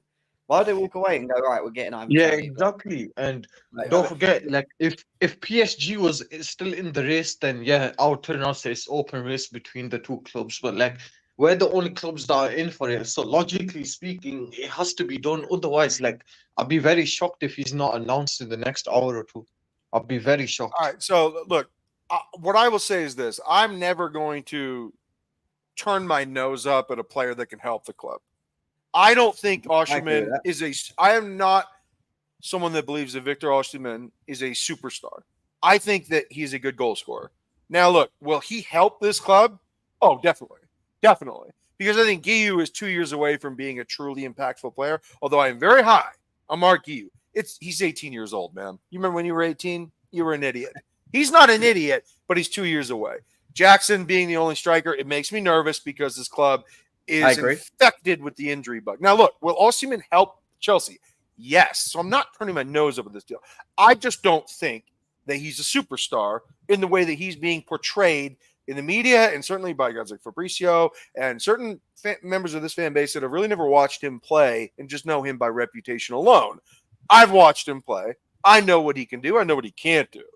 Now, look, again, if we sign him, awesome, because I believe that if we sign him and Sancho, we should get top four. If we don't, heads will roll, and there'll be serious financial implications for us not getting top four. So the pressure's really on now. As before, it was like, Chelsea, But now, if we sign these two guys, yeah, we have to get top four. So there's two sides of that coin. Well, we're way better. You don't think with a fit squad, if we keep a fit squad, that we get top four? Oh, I think we do get top four, but now everybody's going to know it. Now everybody's going to say, "Hey, no more dicking around here. You have to do this." Yeah, this is a gamble. Especially if they find Osimhen, there's no excuses. Yeah, this is a gamble, bro. We are banking on, like, if you get into Champions League, you're getting around 60 million for like participation, for group play, for all these games. Once you really get into the heart of it, you're looking at 80, 90, 100 million just in money for participation in Champions League. It's a huge amount, no strings attached. So like you finals like 70, 75 million. Yeah, like it's a big deal to get back into this. On top of the fact that it's prestige, sponsorships will become from 40 million to 70 million for shirts.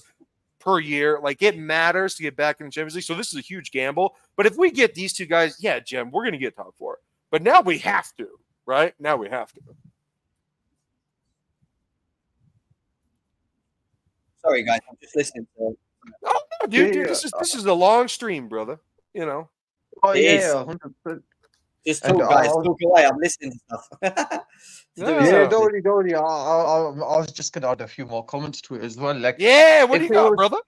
Yeah, I was gonna say, if it was like a year ago, so like the style of football that we played has changed drastically, because like it's looking like we're moving into that sort of City style of attacking football, and this is where like a player like Osimhen would like excel in. Like, we had a debate about a year ago with a similar situation, Osimhen or Toney, but like with the style of football that we played it, we needed someone like a Toney that's like a target man, sort of hybrid, like a finisher, someone that can link up play. But since the football has changed, I'm down for Osimhen, because like I think the last time, well, I haven't checked including this season, but if you exclude if he excludes the last season, but the 2 other seasons that he was banging in goals and sort of having that reputation, he has that 24 point something conversion rate, and I think only Haaland and a few others have had a higher conversion rate than him. He scores goals. Yeah, he scores goals, and he scores it at a world-class level, because like, let's be honest, like 24, 25 is where like the Benzemas, the Lewandowski sort of conversion rates. So it's like he will get us goals, and the football that we are playing, we do create chances now. So at this moment in time, and based on what we've seen so far in terms of football and the style of play under Maresca, Osimhen makes more sense than Toney. But a year ago, it was totally a different story. It was a totally different argument. Hassan, I would say this. I don't think the players are as hamstrung or shackled as they are with Guardiola. Guardiola's pretty much a control freak. And like, I mean, this is one of the reasons why Jack Grealish's minutes have gone down. Yeah, I don't think we're as well. Like, I see, like, yeah, there's some patterns, and you know, I mean, I used to teach patterns as a coach. Like, there are patterns of Pep, but there's a little bit more freedom there. So I think it's kind of a mixture of both, and in a good way, not in a bad way. Like, in a good, like, Pep is like, hey, you do this or I won't play you. Like, he's pretty tyrannical. Yeah, and I remember he subbed off a player once. I don't know if he was a youngster or someone. He subbed off a player because he wasn't doing the style that he wanted him to do. So yeah, like, that happens all the time with them. Yeah, it's like, if you don't play my football, like he signed Mateus Nunes last year. He tried to sell him this summer because he just wasn't doing what he wanted.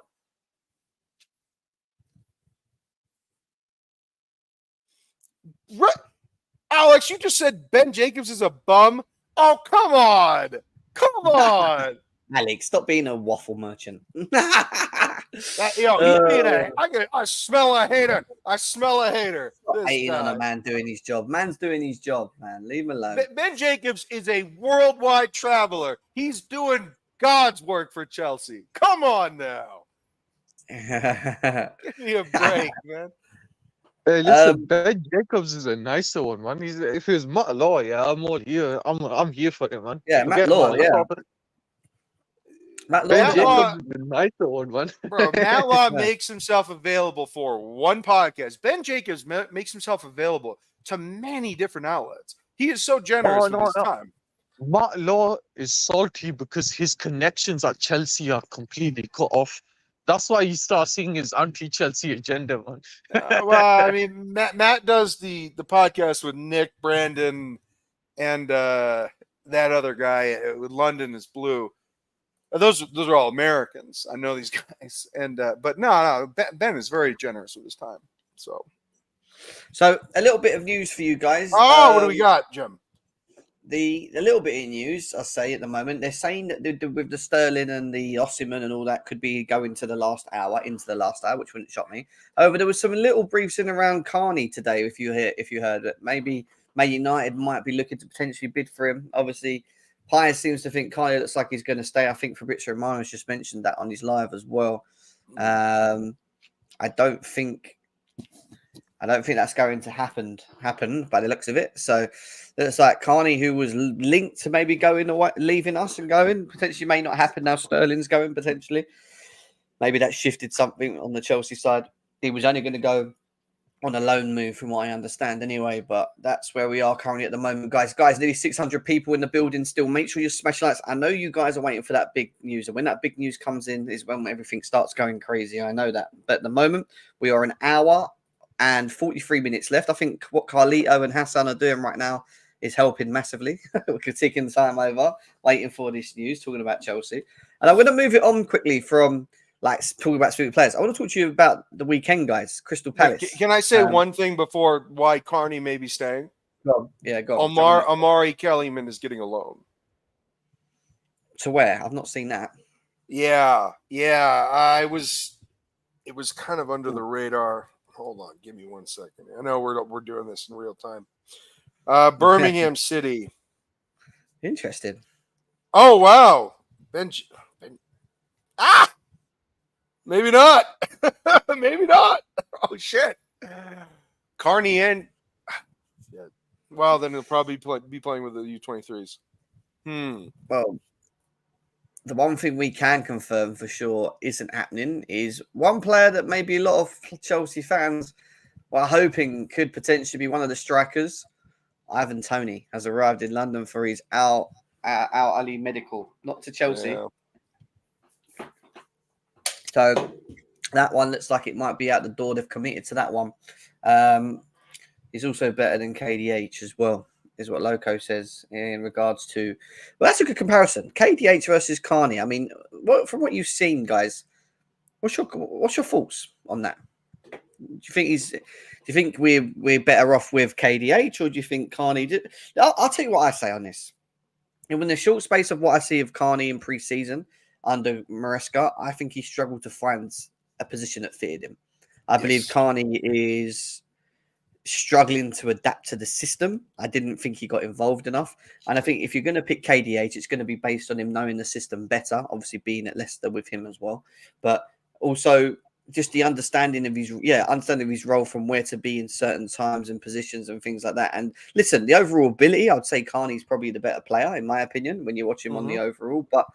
But when it comes to actually fitting what we're doing, and I talk about profiles being key, does he fit the system and what we're trying to do? Does he actually have does he fit in anywhere in what we're trying to do? I don't think so, to be quite honest with you. I don't know how he gets in the 10. He doesn't really play in an 8 role because he hasn't got that capabilities of the engines of maybe a Caicedo or a Lavia.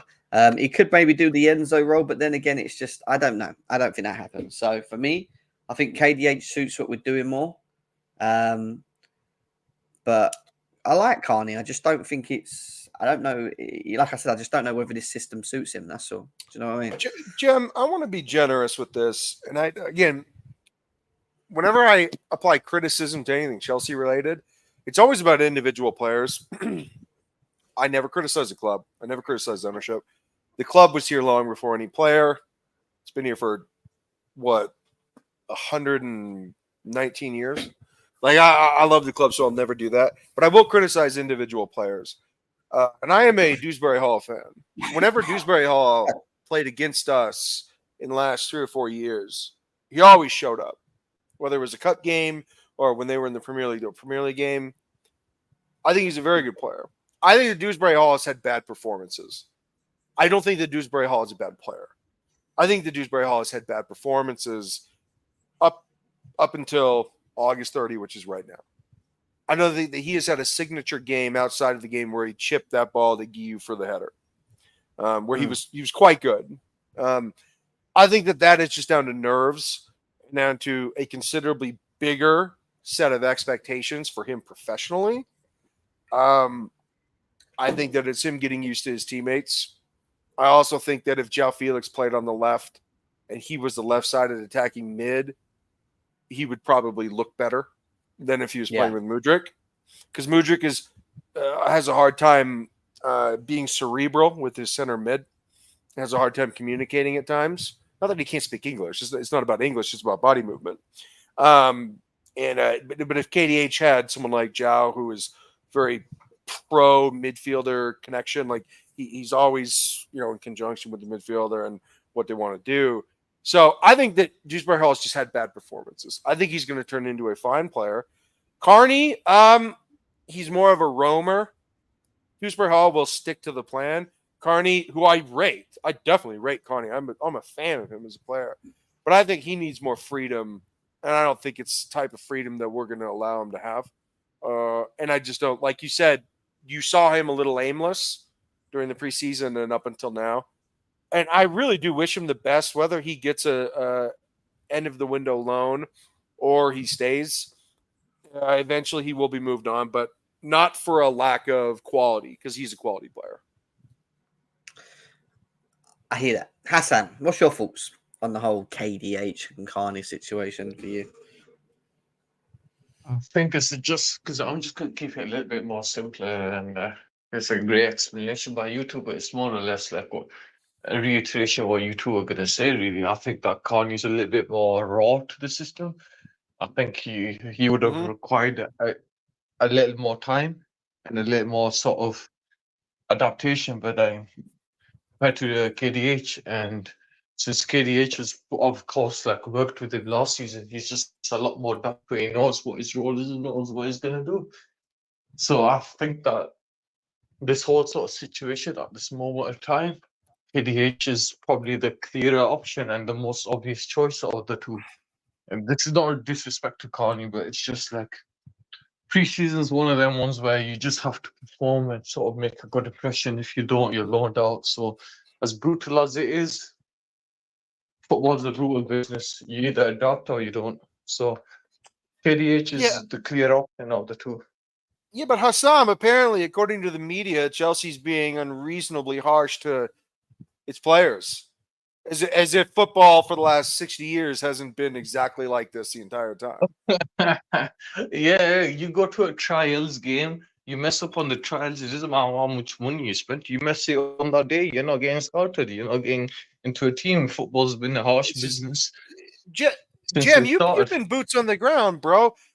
Explain to me this whole mentality from, I guess, English pundits and maybe even English Chelsea fans saying that treatment about Chalobah, Raheem Sterling, and a few others has been cruel.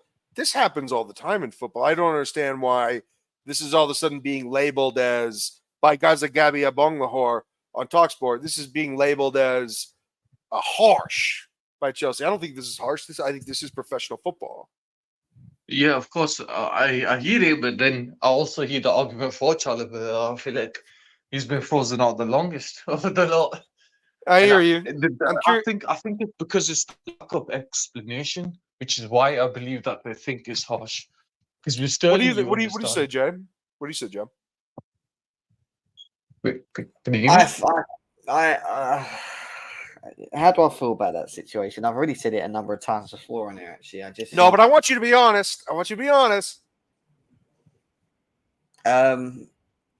What, in regards to like the homegrowns getting sold, basically? Is that what we're basically referring to it? Or I think he's on about the whole I don't think that being honest with players, telling them that they don't have a future at the club, is an unprofessional act. No, because listen, this is the thing that I've always said to this, and I said this on a show once already. In our old regime, we had a issue with signing players, putting them on semi-high wages, a semi-long contract. Ross Barkley, Danny Drinkwater, all these Malang stars, all right. And we struggled to, once they didn't fit what we were doing, we struggled to then get them off the books. But rather than being cutthroat, we allowed them to run down their contracts, and that's what they all fucking did. They run down their contracts. They all did it, and you know what? This cutthroat attitude that they've got right now, I respect it. I respect my owners for actually going, we don't need you. Like, honestly, you don't see what we want. The managers agreed with us as well.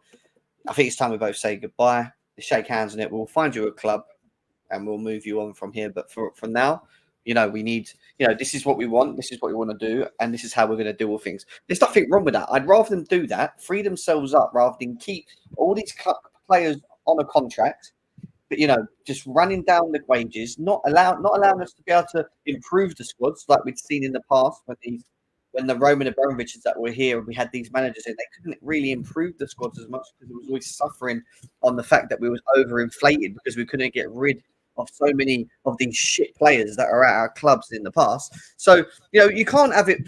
Chelsea fans want it both ways. They want it the case of, and this is why a lot of them are very fickle to me. They moan about when we've got players on contracts that shouldn't be here running them down and we can't sell them because no one fucking wants them because of their wages. Yeah.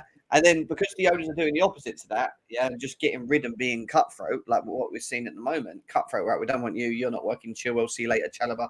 Yeah, it sucks on some players, and I get that. But at least they've got a clear vision of what they're trying to do, and they're being cutthroat with it and they're dealing with it. So at the end of the day, I don't see any. It's just a different way of doing things, and I kind of think it's quite refreshing to see that they're making these decisions. And in my opinion, I feel the manager is also behind that as well.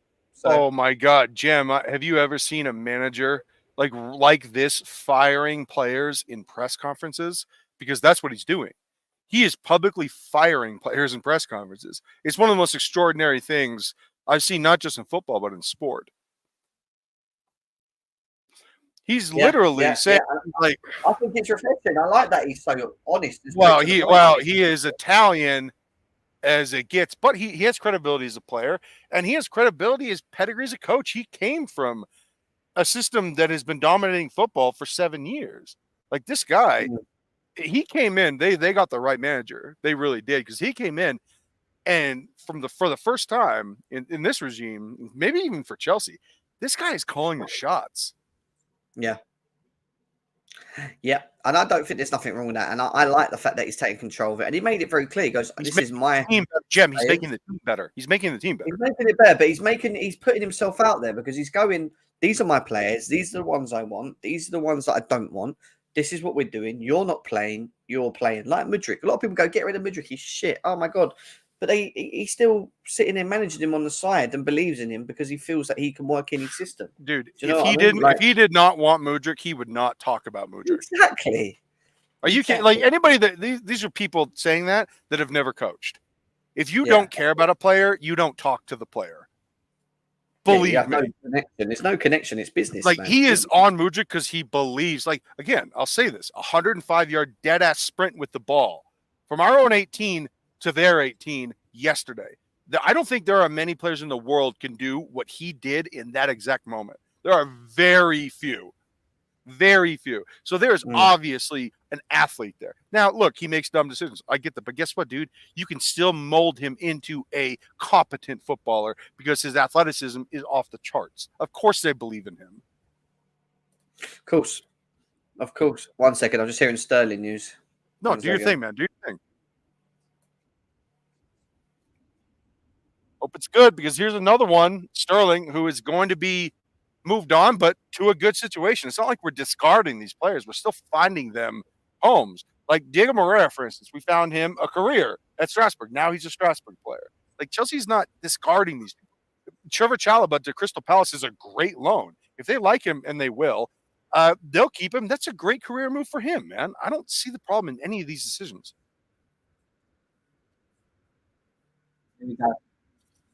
There we are. What do you got? Okay. Loan.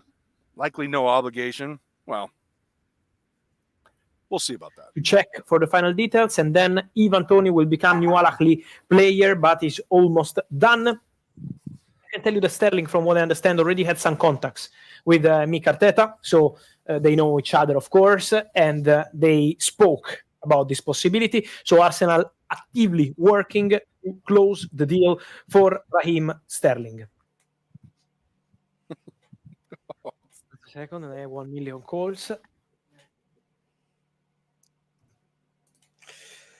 And I will try and do that as much as I can without getting done. Be careful. Just be careful. I don't know if how it works. Well, I think I can get away with it on little moments. I can't sit there watching it. I think we're doing a little pirate radio right now, Jim. Yeah. It's It's just making sure that I'm not always on. I remember I used to do it before and it was all right. I've done it once before and it was fine, but sometimes it's not. Sometimes it is. But I think we'll do it this time round, and we'll see where our luck goes with it. Especially when he breaks Osimhen and Sterling for sure. You heard it, Raheem Sterling. He kind of didn't get to finish it off, did he? Just it's at the final stages right now. He's coming back now. Let's see if he has anything to say. All right, let's hear it. 1 second.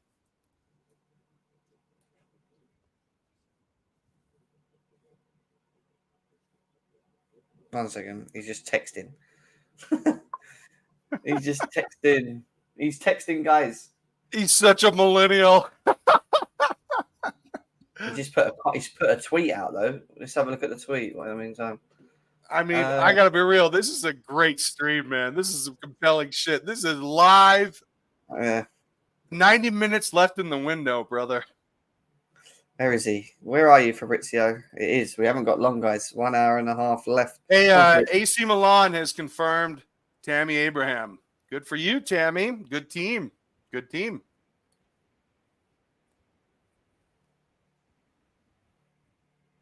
What's he talking about? He's talking about.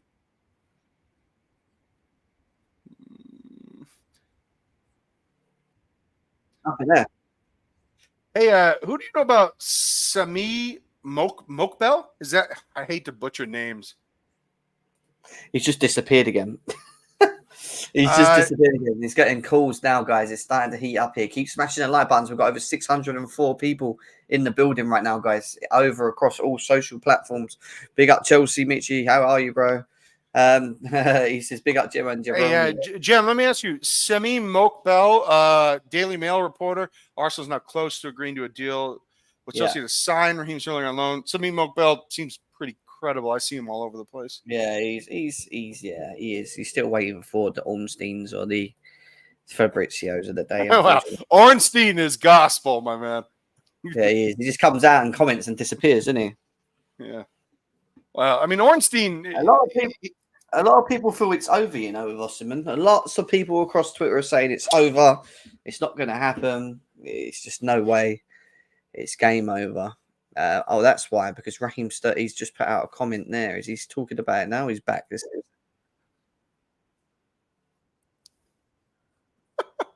Saints go with Napoli. Victor Osimhen's still at the club. It just said.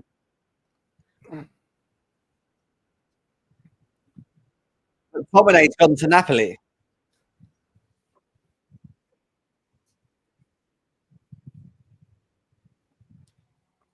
Where's this tweet that I've just found? He's gone quiet again. I don't know. This is so annoying. It's the suspense, all of this. I hate it because it involves our club as well. We're sitting here like, is it going to... Well, I mean, to be very clear, Fabrizio Romano would not be Fabrizio if it weren't for Chelsea. Oh, facts. Dude, I live in America, obviously. You can hear me. But you talk about like clubs that define the media landscape in my country. It's the Boston Celtics, whom I support, 18 banners. It's the Yankees. It's the Knicks. It's Dallas Cowboys. And it's the LA Lakers. All right, you roll all of those into one. And I believe that is what Chelsea is to Fabrizio Romano. Just because of how active we are in the comings and goings of players in every market, especially over the last 2 years. I think that this guy has made millions just on reporting Chelsea news. Yeah. I mean, like, is there a more interesting club in European football, Jim? Please let me know if there is. Interesting plug. I'm still an Arsenal deal in the final stages. No. Who's got a big proposal? Wait, did he just say it's a 4 out of 10 window? Same window that brought in Neto, João Felix? Oh, come on. Jason Reiss. What are you doing, so buddy? would it be, Jason, would it be a 10 out of 10 window for you if we signed Osimhen and Sancho? Just out of interest? Guys, an hour and 24 minutes left, man. We're getting to the end of this. It's coming. I reckon at least in an hour's time, we're going to have all the news. Must.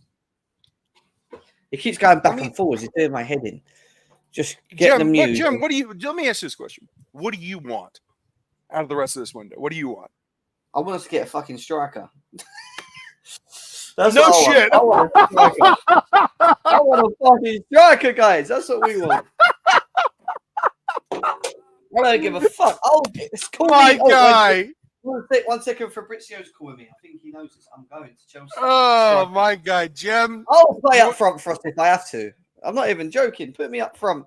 I'll score these goals, man. Jim, you need more followers and you need more viewers. You're one of the best to do this, man.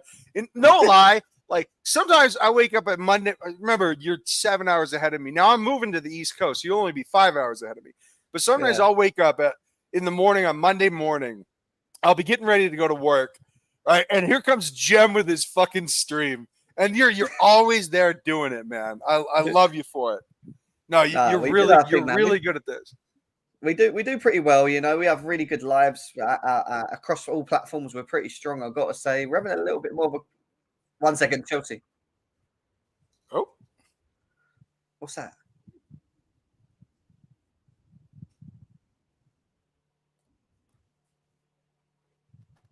I just missed it. Hey. Top transfers? Anyway, I'll just tell you what he just said. He just said Reiss Nelson to Ipswich, Sterling to Arsenal, Sancho to Chelsea. He thinks it's going to be a domino effect. 100%. Yep. That's what he said. So he reckons Sancho, Sterling, and that will happen. So that's what we've just heard right now, guys. Striker makes it 8.5 out of 10 for him, Carlio. Y'all are a fickle bunch, man. I think this is a wonderful window because we got guys like Vega for 11 million. Yeah, I mean, like looking at where we are right now, even if we don't, like, assuming we sign Sancho and we don't sign Osimhen, look at the team we had May of this spring and look at the team we have now. How much better are we in terms of position? Because we ended up 6th. Right now, I think we're a 4th to a 3.5 place team. Truly. Yeah. As if my guy said Karma on Osimhen. He literally just said Karma on Osimhen on live. What the fuck? What the fuck, guys? This is heating up. Karma. This guy. He loves Karma, doesn't he? No. He is milking the shit out of this, Jim. Karma and Osimhen is the first comment we've had. This fucking guy, man. I bet he's going to have the biggest plate of pasta you've ever seen in your life after this window closes. Listen, this guy guys, when the news is broken, you got me here, you got Carlito here. It's either going to be one way or the other. We're going to be sharing our reaction as well. Some of the others might pop in as well. You might see some of the panel come in. It's going to get a bit heavy, guys, in the next hour. Hell yeah, man. Hell yeah. It's about to go off. These views are going to go crazy. People are going to be coming through the door. It's going to kick off. Everyone's waiting for that news. Let's go, guys. Keep tapping the screens as well. If you haven't done, get it up, guys. Are we on 100 likes yet? I think we are. Yeah, we are, guys. Keep running up the likes. I want 200 likes, guys. 200 likes. Hey, do you mind if I ask you a question while we're in the interim here? Yeah, go on. We're just waiting, aren't we? All right. So talk to me about this defense because look, we're not gonna not score goals. We're gonna bang a lot of them. I mean, we may break some Chelsea records for goals, but the defensive end has been a cause for concern. Now, look, Aaron Anselmino, a player I'm actually familiar with because I watch Boca. Aaron Anselmino is great, by the way. He's like Levi Colwell if Levi Colwell could defend. But we got this defense, and I don't see us selling anybody. People said Disasi's not going anywhere, at least not right now. So what do you want to see with our defense? Assuming that either Malo or Reiss is available, and either Renato or Mark is available, obviously on the flanks. At the center back pairing. For me, first player on the team sheet is Wes Fofana. Easily. And then the second I would just go with is Tosin. Even he's not even like And like for me, he doesn't. Well, then you tell me what you're thinking on this because I'm curious. My issue with the defense is we don't have any controlling leaders at the back, ones that step up, ones that control. And one thing we had with Thiago Silva when he was with us for a long time is that vision, that understanding, that control, that, you used to see players' levels go up just being next to him because he would be so, he's just reading the game, everything. Now I'm looking at these players that have been around him for the last 2-3 seasons, some of them, and I'm thinking to myself, which one of these have rubbed off on Thiago Silva the most? Like who's learned, and who's been actually watching this guy and trying to be the next, the next, I'm the man, I start, and whoever plays next to me, you've got to play. Like we need, do you know what I mean? Like that's that sort of like attitude that I want. And I look at them all, and the one that we're actually selling, Chalobah, was one of the only ones I thought that actually looked quite calm and like experienced and good in moments on the ball. But obviously he came a bit later, so we didn't get to see enough longevity of him because we would have made the decision to get rid of him. And then I look at what we've got at the moment. 1 second. Yep. Sancho news. Come on now. Come on now. Come on. Wait. It's a break.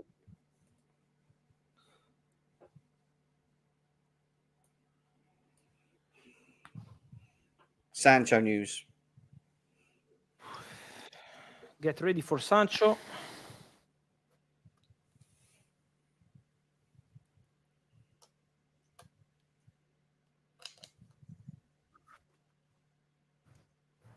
It's coming. The tension.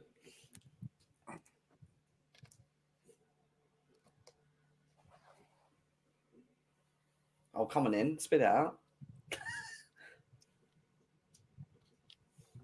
This guy's fucking milking it. Get ready for Sancho. Sancho, boys. Here we go. Preparing my stuff. Preparing the tweet. Yes. Come on. Come on, Fab. Give it to me. Between Chelsea fans, but it's Jadon Sancho.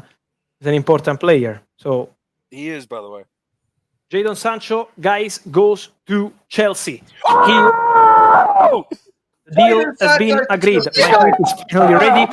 So agreement in place between Chelsea and Manchester United for Jadon Sancho. So Jadon Sancho will be new Chelsea player. I'm hearing that United decided to accept the loan with obligation to buy clause. So there will be an obligation to buy clause into the contract between Man United and Chelsea for Jadon Sancho. Agreement done also with the player earlier today. As I told you, Sancho was always keen on this move. Today he agreed on personal terms. He said yes to the project. He spoke to Enzo Maresca. And Jadon Sancho, who, remember, was found as a young talent by the director, one of the directors at Chelsea, Joe Shields, who was at Manchester City. Then he moved to Southampton and then to Chelsea. Now Joe Shields working for Chelsea, and he was one of those pushing to sign Jadon Sancho. And now Jadon Sancho is going to Chelsea. Here we go. Fuck yeah, Jim. Let's go. Get ready, guys, because it's a crazy hour here on Deadline Day, presented by Kraken Crazy. There we go. What's come? Guys? It's done. Jadon Sancho is a Chelsea player. We can confirm it as well. Over 600-700 people in the building. There you go. We've just given you the full whack. Sancho to Chelsea, the first one confirmed. Let's go for Rizzo Romano. There it is, guys. All confirmed. How do we feel about this deal? Jadon Sancho to Chelsea. Here we go. Loan deal with obligation to buy. Agreed between the clubs. Sancho already said yes, as he wanted Chelsea move. Deal now agreed between all parties. Man United accepted the proposal. Apparently, Fabrizio saying in the background that he wanted something different. He just really didn't want to stay at Man United. He wanted to stay here in England, but he wanted to be somewhere else, and he thinks Chelsea suits his model. Chelsea, I've got Jadon Sancho to the club, guys. How do we feel? Let's fucking go. Come on, the Chelsea. Well, Carlito, Hassan are with me for this breaking news. Carlito, your thoughts on this breaking news? I fucking love Jadon Sancho. Come on, Jim. Come on, baby. Let's go. Let's fucking go, man. He's a Chelsea player now. It's just if we can get the best out of him, We got a Yes. top quality player now, Yes. and this sort of believes that Sterling's probably gone the other way now. This probably confirms it all, doesn't it? Jim, Or Jim, should do. you mentioned this word, and this is a word that's been circulated with Chelsea hierarchy. They're looking for opportunities, right? Opportunities, like sort of like market inefficiencies. I feel like Jadon Sancho, who they paid 80+ million for, we're gonna get for what? I mean, the obligation will be like what, 20 million? This is the market inefficiency. This is getting a good player for less than his market value. This is a great move. I love this player. One second, I'm just listening to the fee side. No, you're good, bro. You're good. Let's go. Waiting for the fee. We've not had nothing the confirmation on the fee yet. We're waiting, guys. We are waiting. Everyone's asking about the fee. He's probably doing a tweet as we speak right now. I'm keeping myself uploaded and fresh. But this is the first bit of news broken. Currently, 637 people in the building right now, guys. Let's go. Jadon Sancho to Chelsea. Here we go. Loan deal with obligation to buy. Clause agreed between the clubs. So, listen, we have the obligation to buy. If he performs, we buy him. If we don't, we don't. That's it. It's literally straightforward as that. I'm very pleased, man. Hey, Jem, how do you feel, man? You feeling good? Yeah, this is a Joe Shields guy. Joe Shields doesn't miss. About this deal, sorry, but Sancho is washed. Then you're going against Joe Shields. But guess what? Joe Shields has an 100% record at the moment. Cole Palmer, Lavia, Sancho. And it's probably, I think Jackson maybe as well. So, like, come on, guys. This guy like, doesn't miss. Why not pony up the And he was an ex-scout for City, and he was probably one of the guys that got one of the main players at City that went on to win titles and stuff. So yeah, it's been a while. It's been a while, and this is what you guys remember, right? When we were all complaining under the old regime about the scouting and recruitment, we got that now, and people are still complaining. So you're not gonna win, but like with Sancho, right? If he works out well, it's a bargain buy. But it just depends on how much the clause is. Well, I've got a feeling it's probably less, probably between 30 to 40, but we'll probably find out later. This guy is not even at his best yet. He's 24 years old. He's not even there yet. It's Nacho Fofana could be heading to Sunderland on a loan. Hell yeah. Let's go. Good stuff. Like to hear that. Like to hear home for promising players. Good stuff, Jem. Good stuff, man. Like to hear it. Chelsea on the verge of agreement with Manchester United to sign Sancho. It's been confirmed. We're just waiting for the 1 second. Who's this now? 1 minute, 1 hour and 10 minutes left, guys. That Osimhen news. Is it coming? Keep smashing the likes, running it up if you can as well. What's the fee? We're waiting. We're waiting still. No fees or nothing yet. We have it. Remember, it's a loan with obligation to buy, guys. Remember that. Big up, Jansen. Well, I mean, yeah. I mean, now it just puts pressure on Madueke and Mudryk. He's on the phone again. He is on the phone again. So let's wait and see. I'm assuming, guys, we've got an hour left to get Victor Osimhen news. One out of two ticked off at the moment. Are we getting a striker? Jem, let me ask you these logistics. I mean, like, does he have to do like medical and all this shit, or is it okay to just be announced? He'll probably have to go through a medical. They all do, don't they? You know. Well, then maybe he's already done it. You never know.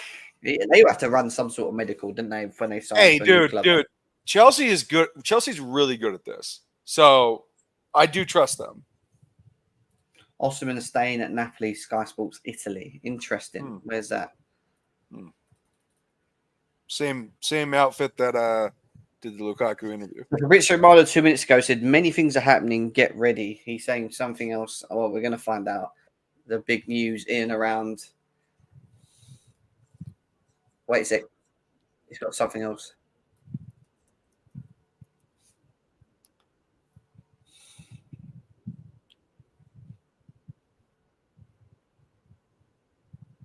He's saying the final hour, he goes, I'm not going to lie, it's going to be crazy. He goes, there's so much going on as well in the last hour. It's about to kick off. We're ready to go, guys. It's going to be a busy one. He's saying it's crazy right now.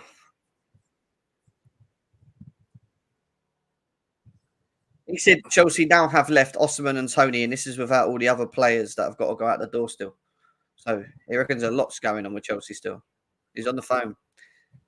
He has a missed call. He's got up. He's gone. So let's see. Let's see, guys. We've still got just over an hour right now. Just over an hour right now to hear this. But there we go. Jadon Sancho, not a good transfer. So many people annoyed and upset about. What are you talking about? What are you talking? Jem, I apologize for getting flustered here. I'm sorry. Do it. There were so many fucking clubs wanting to sign Pedro Neto, and Chelsea, from behind the curtain, said, "Oh yeah, we'll take him right now, immediately." What are you talking about? That this is a bad window. Renato Vega. Oh yeah, everybody's like, "Oh, this Portuguese 20-year-old, 11 million. Who the fuck is this guy?" And yet, all of a sudden, he does one gesture to the Chelsea fans, and they love him. Why are you so fickle? Why do you complain about everything? This is the most interesting club in football. It's the most entertaining club in football. We're buying great players. João Felix, one of my favorite players. Some people hate him. Some coaches hate him. I fucking love him. I'm not his biggest fan. Yeah, but guess what? His skill is undeniable. Exactly. If you can get him to try on defense, you are talking about one of the most skilled players in the world. Okay? Christopher Nkunku, ready to go. Madueke believes in his coach, is willing to listen to his coach. Malo Gusto becoming one of the best right backs in the world right before our eyes. Romeo Lavia, ready to go. KDH, great sub center mid. I don't understand why these Chelsea fans are so ungrateful. Why are you so ungrateful? I was gonna say, right, you're signing Pedro Neto, João Felix, Jadon Sancho now, and potentially, well, hopefully, in case nothing stupidly collapses in the last minute, but like with Osimhen, that's like 4 big name players right there. How is that a bad window? You wanted big name signings. These are the big name signings of current football. I gotta say, Vega is a huge signing for us, even if people don't know it yet. I think he will be. Jadon Sancho to Chelsea. I'm still, dude. I know it's so fucking wild. I mean, you got to think of it like this, guys: Jadon Sancho, João Felix, Pedro Neto, Christopher Nkunku, Madueke, Mudryk, Palmer. That is ridiculous, man. That is a ridiculous. Hey, Jim, I said this the other day, and I wasn't even being hyperbolic. Right now, I actually believe Cole Palmer. I believe that Cole Palmer is the best player in the world. I actually believe this. He's one of the best youngsters, but like, he's just like the icing on the cake. When a lot of people don't. I think Cole Palmer is the most surprising signing of them all. We didn't expect him to like be this talent. Like, he is the talent that everyone thinks Foden is. He is the guy that everyone thinks Foden is. Who said that? Someone said something. I didn't hear it. Oh, don't know. Jem, no. Is there anybody on the right? Victor Osimhen is a no, guys. However, Chelsea. You're breaking up. What? He lost connection. Oh, there you go. You have to restate what you stated, Jem.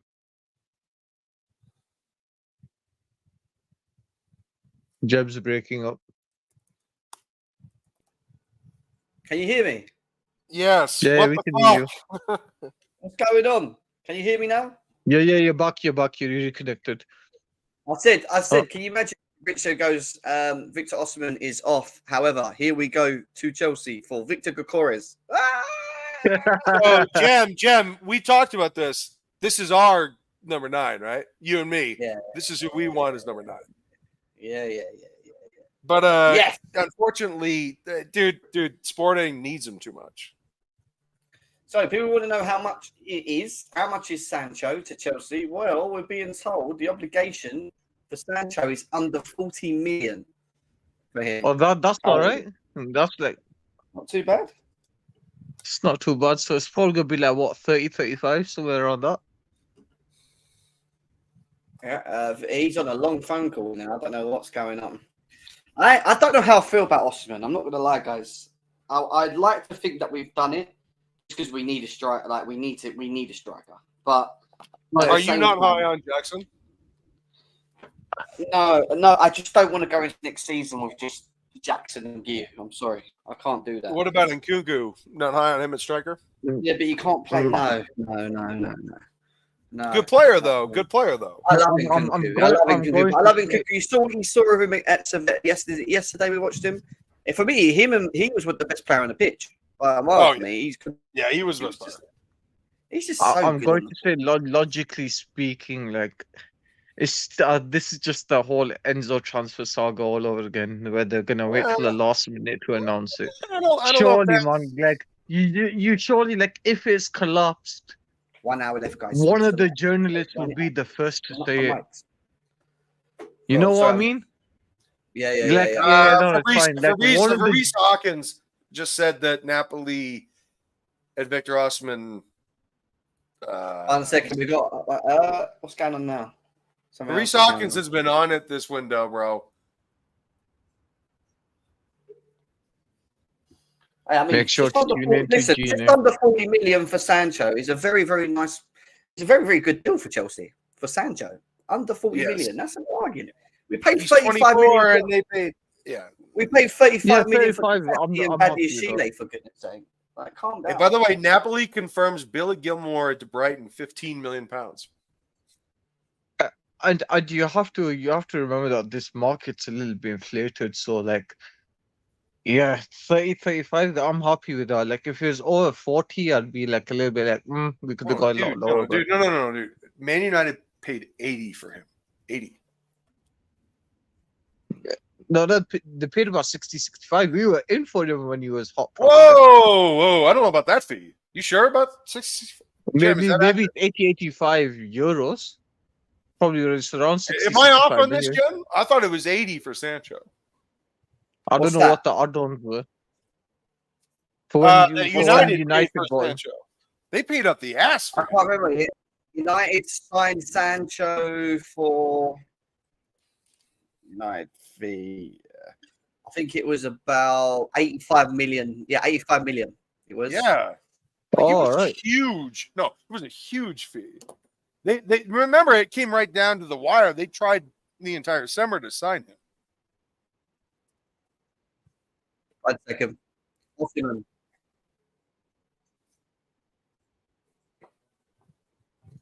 And surely Chelsea still don't have with Victor Osimhen. So as things stands, Victor Osimhen would stay at now.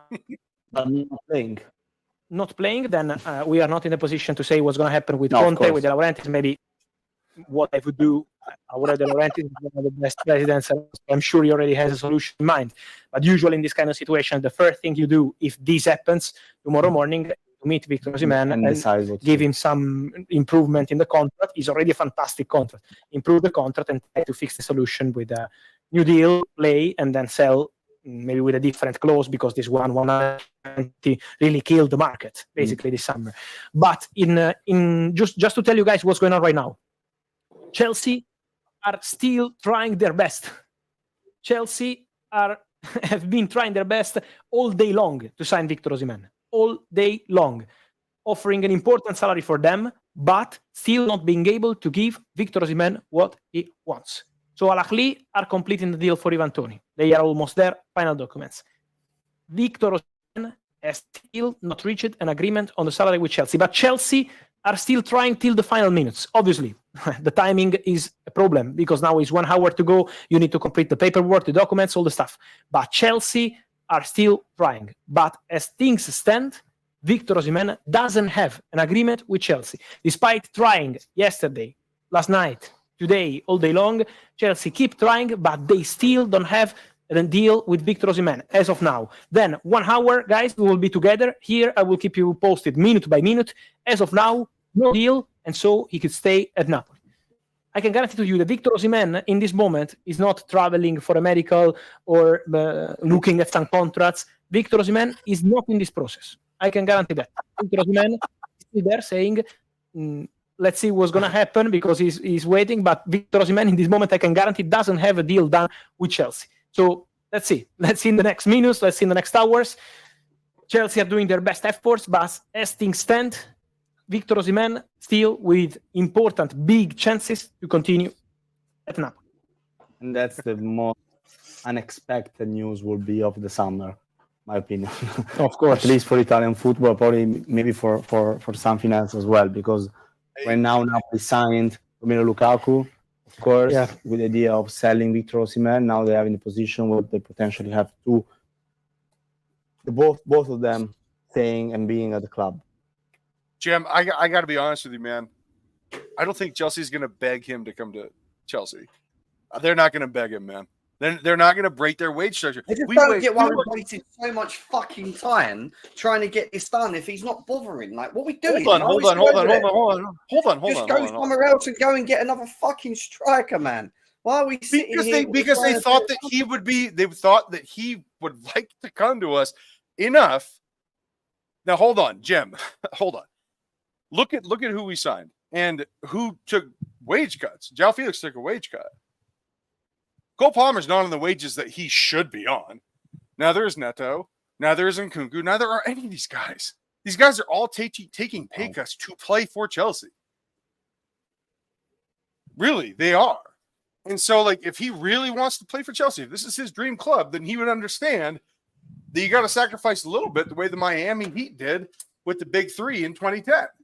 But look, if Victor's not going to do that, then it's kind of on him.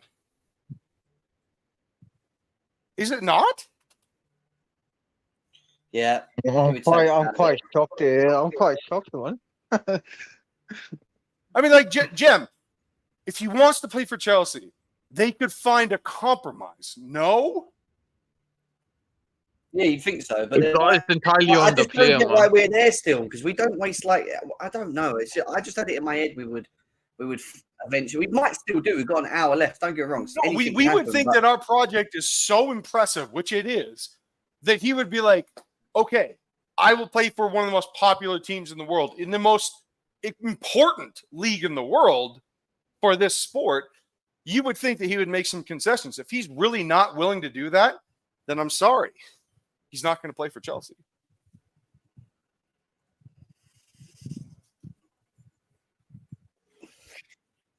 I think the fans have to be okay with this, man, because we're like, hey, man, you just got to play a ball a little bit. You knew about our wage structure. You knew that we were not going to pay you Lukaku wages. We're not doing that. Yeah, but then why are we still there? It's like, you know, if you know, because we're trying to convince him, Jim. This is how negotiations work. I work in marketing. But then go somewhere else. Don't just stay.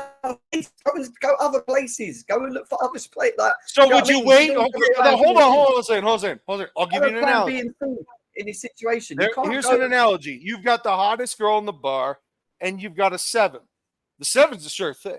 But here's the thing. You got to wait until the bar closes to maybe close the 10. Or are you going to wait for the 10 or go home with the 7 now? Who do you want? Yeah, but what are you going to do? Sit there from morning to night chatting her up? Yeah, but what if she's very interested? She's just check Pi's tweet with Jadon Sancho fee. The fee came out with the obligation. It's not that I'm too angry about the whole, like, getting Osimhen, the player. It's more about the time wasting. What we're doing with the time wasting is just a little bit annoying. Okay, the agreed fee is 20 to 25. 20 to 25. Yeah, that's brilliant. What's that? LDM. Oh yeah, I've got it. Mike Keegan, DM. Are we done on this Oxford news then? I don't know. You know? We'll see for the last 20 minutes. Only 20 to 25 mil. Jesus Christ. Yeah, that's a bargain. That's a bargain. That's jokes. Yo, we robbed United blind, man. Oh I my thought it was God. going to be about 30 to 35. That's actually a robbery. I can't believe you guys. There is nobody in the world that does this better than Chelsea. No one negotiates better than Chelsea. Oh my God. 20 million. Get the chorus, man. Hey, you're speaking my language, bro. You're speaking my language. We need something. We've got 54 minutes left of this fucking window. Oh! If they announce DCL, I am leaving. What? Carlito will be doing backflips. Fuck Well yeah. excited. I'll be walking out this door going to bed. Well, you can't do that until the window closes. What's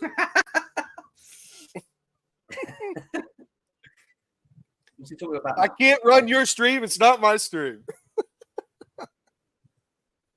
Jem, you are freezing up a little bit. Huh? Yeah. Well, no, he's he's getting a little wild. I've been on for ages. Yeah. I'm tired, guys. I'm tired. No. Your stream's acting tired. No, your Your connection. connection's acting tired. Why? My connection. Yeah, my connection's gone funny. I don't know why. It's gone to a 1 bar. I don't know why. What it is.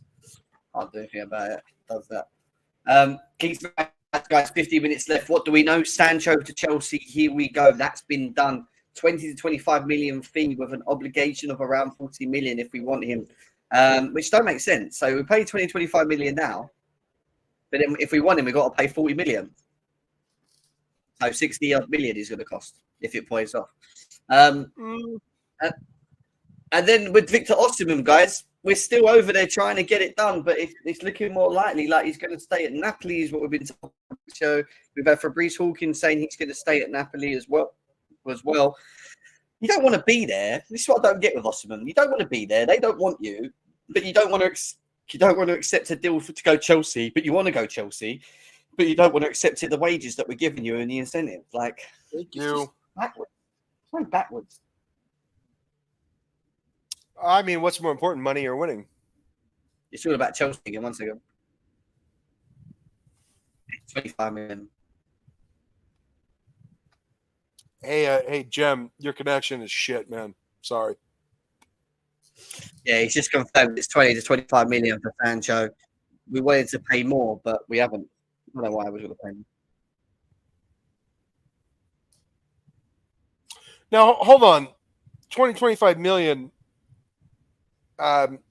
Is that part of the overall deal? I mean, what's the That's the entire fee. That's what he's saying now. That's the entire fee. No, I feel like this is the entire fee, Jem. The 60 thing. Yeah, you this said, is the entire fee. No fucking way would we have said yes to that. No. I thought the fee was going to be around 30, 35, like total. No, Jem, this seems like just like the obligation. The obligation fee is this. Yeah, no. So this is the base fee. There might be packages, obligation bonus fee. packages. I don't know. That's I didn't the get fee that. that we pay to United. No, there's no loan. There's no internal Premier League loan fee of 25 million. That's not accurate. Is there a loan fee of 25 million?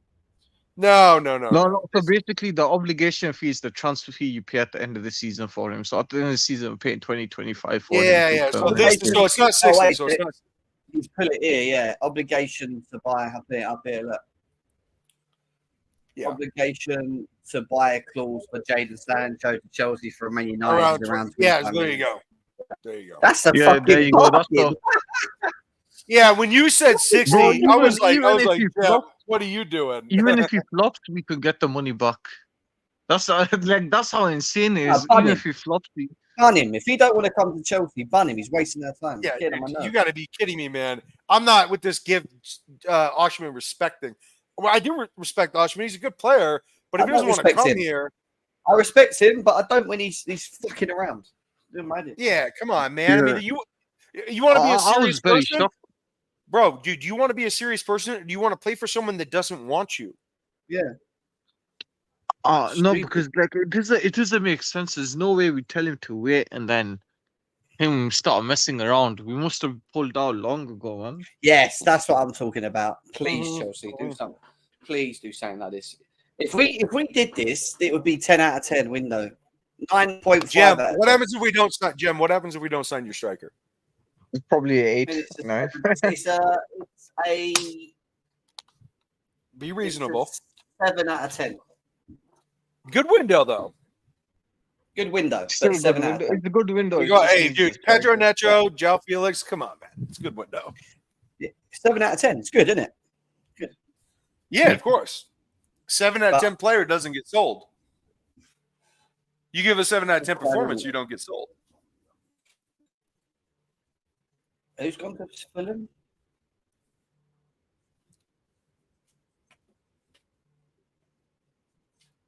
Trying to see what else is there. Any sort of news.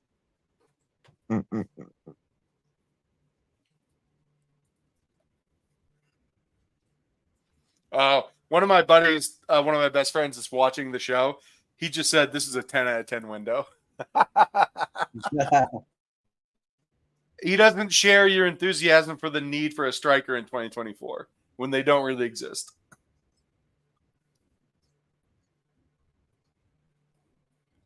It's not a 10 out of 10 window without a striker for me. Sterling deal is almost finalized. The Sterling deal is almost finalized. I agree, Niazi.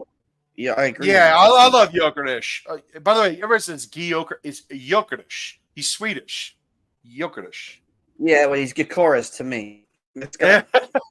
I'm part Swedish, and the rest of me is Irish. But yeah, I got a little more European blood than you thought, there, Jem. I've got a feeling this is going to go down for like the last 10 minutes, and then we're going to get the answer. A lot of people saying he's staying and we're done, but I don't know. Huh. Damn. Hey, for better or worse, Jim, this has been a good show, man. You've put on a good show today. It's been good, guys. I appreciate it. Keep smashing the likes, guys. Keep smashing the likes as well, guys, please. Raheem Sterling to Arsenal is very close. Yes, that's fine. Good. It is very close. It will happen now. Sancho's here we go to Chelsea. Obviously, Reiss Nelson's gone to Ipswich. Broha could potentially still be going back to Ipswich. Chalobah's gone to Crystal Palace on the loan. A lot of loans rather than things, I've noticed. You know? Well, I mean, look, it's better than nothing, right? Sancho for 20 to 25 million fee, guys, is crazy. Crazy. It's just crazy it's insane. He's 24 years old. 24 People will years still old. be annoyed about that. They will still be annoyed about that. Jim, can you explain to me why? Why? Because they just think he's washed. That's it. They're scared At of him coming and failing. Bro, yeah. even a washed player in this market goes for 35 million. Dude, he's not. But by the way, he is not. Dude, he literally was in the Champions League final 3 months ago. Washed? What are you talking about? He's one of the reasons Dortmund got to the Champions League final. Seriously. Did you watch that shit? He was integral to what they were doing. This guy is a great player. It's just been confirmed. Pinnacle is all good. Gone on loan to Palace. They've got a good defence here. Mark Gee, Trevor Chalobah. They're better than our defence. They've got a better defence than us.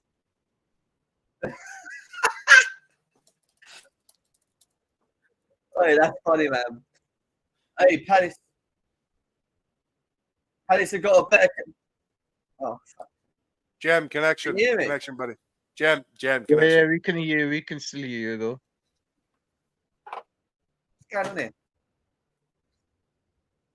You might have to drop on, drop back in. Yeah. No worry. I'll Can you carry see it. me? Yeah. No, It's just, it's freezing though a bit. Yeah, Yeah, man. man. I can't do anything about it right now, man. Fucking pissed. It's because I've got You so might have many to turn things up your going on, camera, it like, might that's why I've stabilize it. got a Brits going in the background. I've got this going live. I've got tweets up. I've got so much going on right now.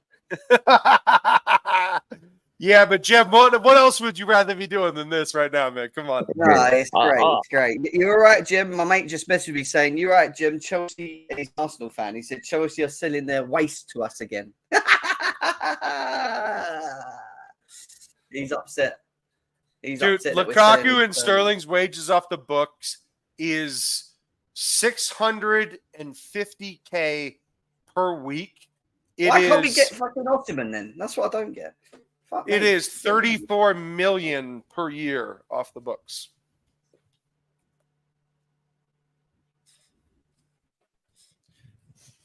There you Each go, of them guys. have. There's Sancho right there. There he is. First one confirmed. I'm just flying back and forth. My WhatsApp's going mad as well.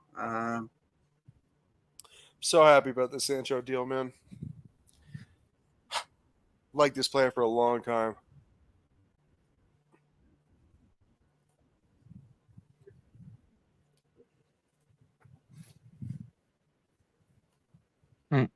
Hassan, you like Sancho, right? I've got mixed opinions about him, but like for 25 million, just fucking go for it. That's all I'm gonna say, man. Go for it, man.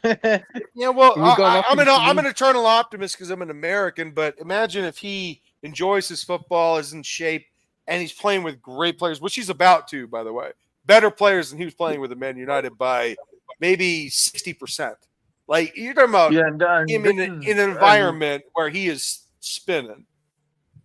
And my question mark is if he performs the way he performs at Dortmund and stuff like that, then we've got a quality player in our hands. That's just the only question mark. Can he perform at Chelsea? If not, we could just sell him for what we bought him for, anyways. So, so this sort of deal is it's not really a lose situation. It's just a win-win, to be honest. It's just a deal that you could always make your money back on if things go wrong. Yeah, I'm thrilled. I'm absolutely thrilled. Because if he bangs, he stays. No, he's staying regardless. But he No. I mean, I'm talking about long term. Because he's 24. Yeah. Long term, like this could be a player we trust. He's going to have like 2 years minimum. He's going to have a 2 years sort of run, depending on how bad he does. Anyway. Yeah, badly though. Come on, man. Don't be. Yeah. Don't be framing your comments badly. Yeah. But he just mentioned again. He just mentioned again that the Osimhen story, and he's just said it really does look like he's staying at Napoli. Did the same thing again. Jem, I hate to break your heart, but I don't think it's going to happen for you, man. They're about to. Yeah, no. Look, I'm just. I don't know. I don't know right now. I'm just waiting. I don't know what to say yet. I'm waiting. Can you at least say that you appreciate the guys we brought in? Because I don't like ungrateful people in the fan base. Like I really don't. It bothers me. When people ask so much. It's long for us to get a striker. I know, but it also bothers me when I see top aggregators that have 500,000 followers tweeting Lawrence. 1 second. Okay. What do you got?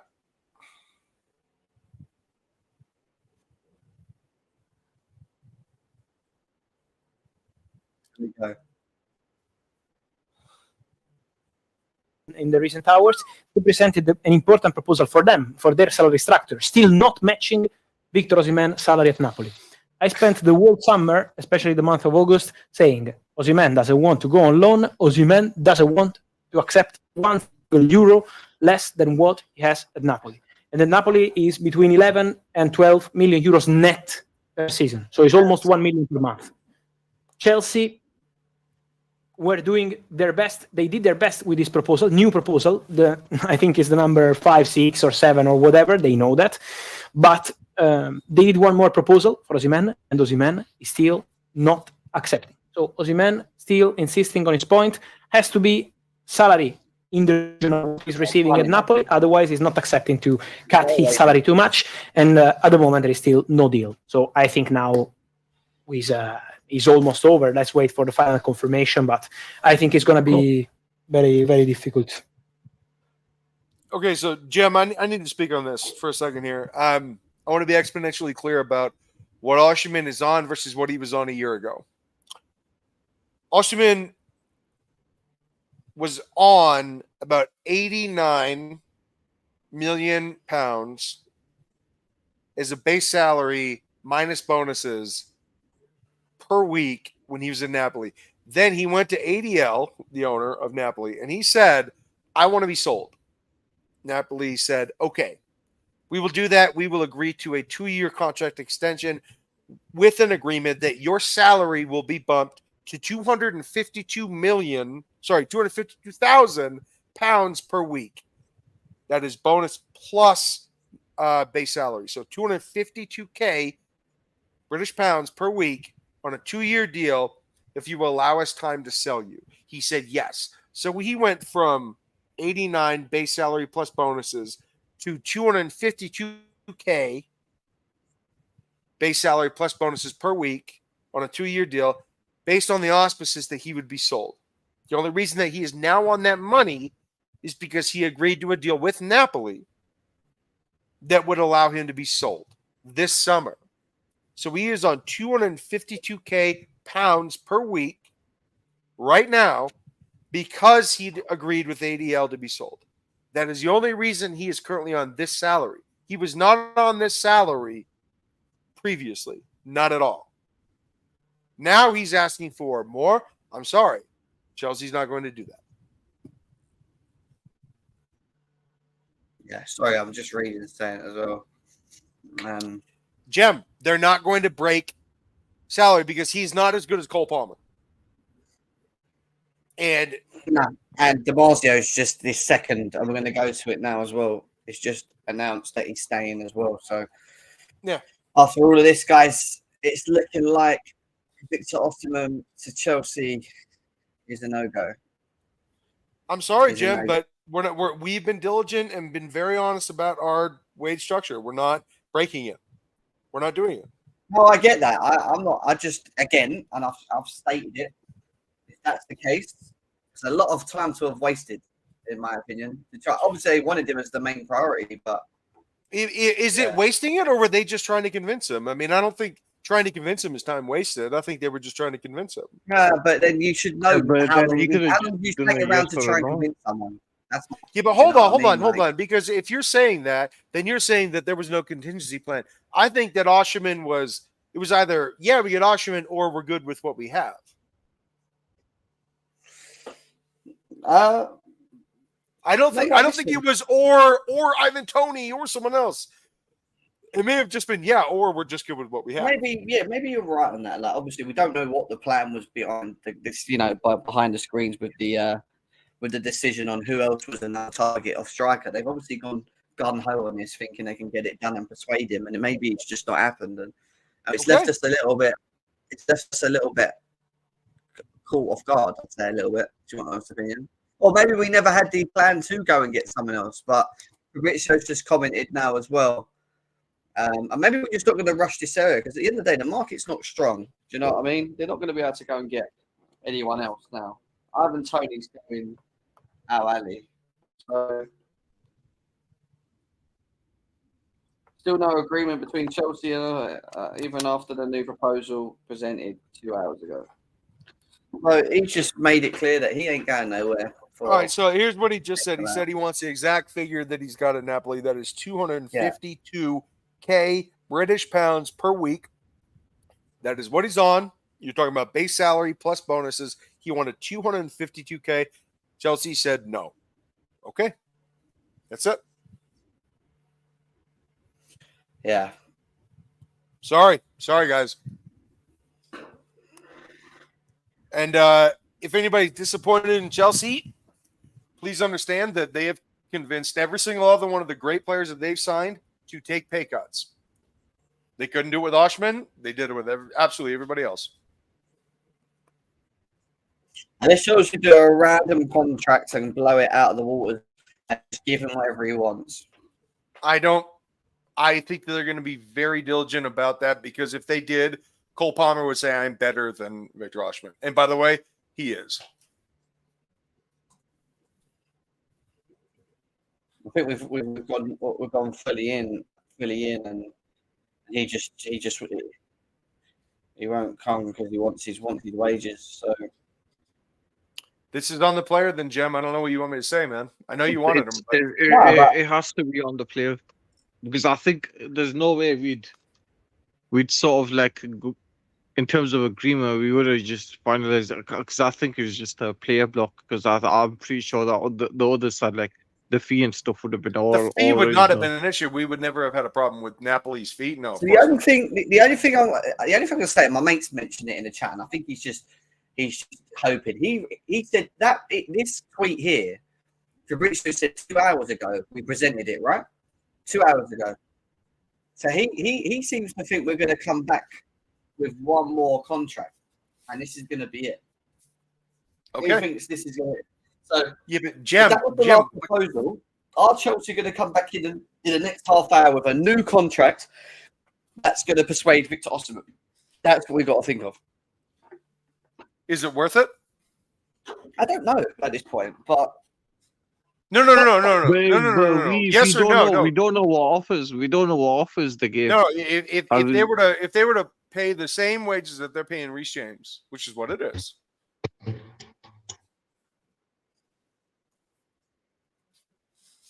Is it worth it? I don't. Trying to think now. He's not as good as Reiss James, and he's not as good as Cole Palmer. He's a good footballer. But if you think that he's on the same level as those two guys, you're insane.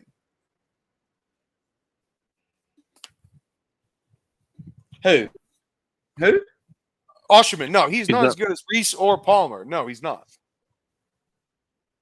Reiss and Palmer. Reiss is not even fit, so we can't even talk about Reiss James. He's fucking I'm talking about wages because we're talking about wages, obviously.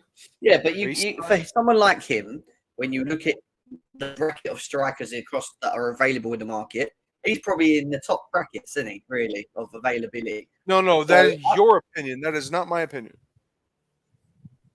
Well, name me a player that's available in the market that's in the top brackets for you. Can I ask you a question? Do you think he's better than Diogo Jota?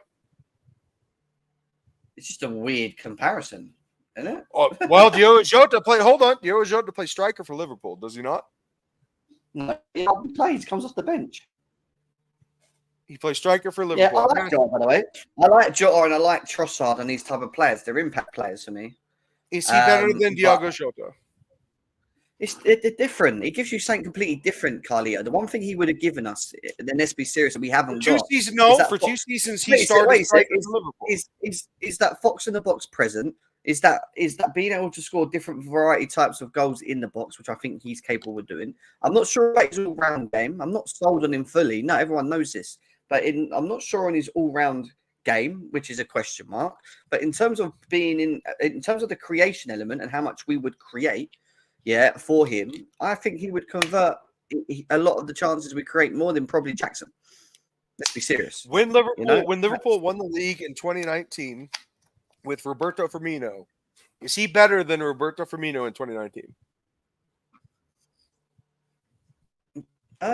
Again, you're talking about different systems here. I'm not. No, I'm talking about a striker. Yeah. I don't know. Firmino played as the false nine. He was just linking up. False nine, blah, blah, blah. I hear you. He was still the front part of the attack. No matter how you skin a cat, you're still skinning it. So he's not. What I'm trying to tell you is that we don't play the same system as Napoli, in case you didn't notice. Yeah, but he has that being able to play up front in his own presence, invite players on that are around him, the offensive young players like Neto, João Felix, they'll love playing off him. He'll win balls for fun. Does he have the skill? Does he have the skill? He's not the most skillfulest striker, no, but he's got I've seen him, really, he's got speed. I think he has got his speed. Here's the other thing. You know what Chelsea doesn't lack? Speed. Yeah, well, he's got the finishing of one of the top brackets of strikers. If you want to talk about speed, Jackson is probably the fastest striker in the Premier League right now. Yeah, but he brings speed and he brings that presence in the box to me that Jackson doesn't really have. Personally, I know that Jackson is not him in the air. There's no question about that. I know that. I'm not under with the shit. Fox in the box, he will score you a variety of goals in the box. So I think we need. Right, but what I'm asking you is do we really cross the ball anymore in that manner? We would do, especially if we had him up there. Yeah, yes, down Gusto's side, down Cucurella's side. I know Gusto can cross, bro. I know Gusto can cross. By the way, so can Marco Correa. And we also do that style low dribble cross. If you don't believe that low dribble cross, I gotta say one thing. This is a dig at Jem. If you don't believe Marco Correa can cross, just ask England fans. By the way, I gotta ask you this, Jem. Marco Correa, has there ever been a reversal of fortune, like a true reversal of reputation? Than Marco Correa. I feel like people love him now. And I think he's mixed. Yeah, he's mixed for me. Yeah. I agree. Really? Yeah, Still, I think the match going funds and the online funds are a bit different. they don't. And After this summer, he was so brilliant. but it's mud. Like, it's because they see how he is. They see his flaws as well. So it's quite hard. Like, it's going to take a little bit longer than a few months of good form to change. Jem, has he not improved? He's improved, but he's got to do it consistently yeah. over a longer period. Huh.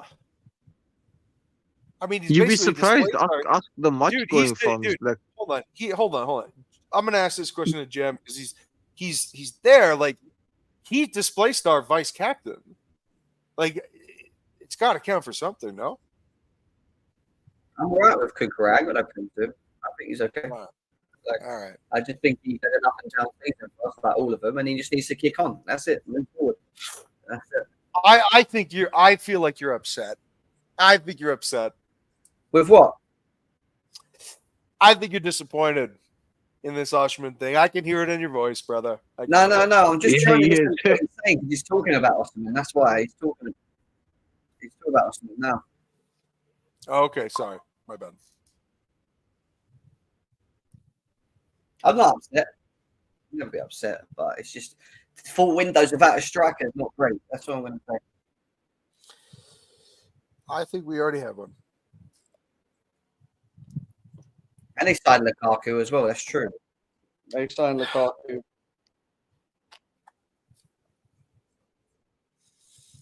No, Jim, I just think that Osimhen's made a mistake. Yeah, I agree. That's why I'm not too angry at the ball. They've done what they could, but it just goes to show that this guy says he's Chelsea, but we're sitting here talking about money. He wants £1 million a week just to come. Like, Yeah, well, I'm sure that John Obi Mikel is going to say a lot about our club, man.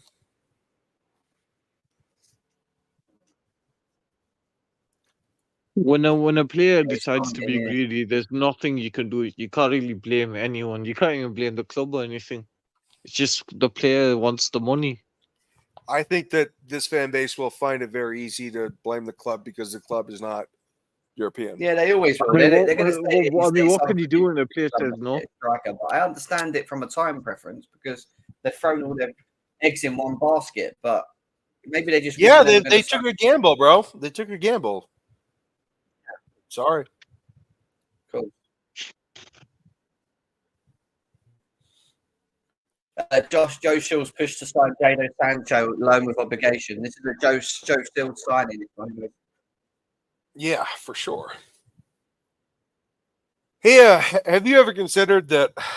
Look, this is not vetted at all. Have you ever considered that we just played Napoli to get rid of Lukaku? Yeah. Seriously. Yeah.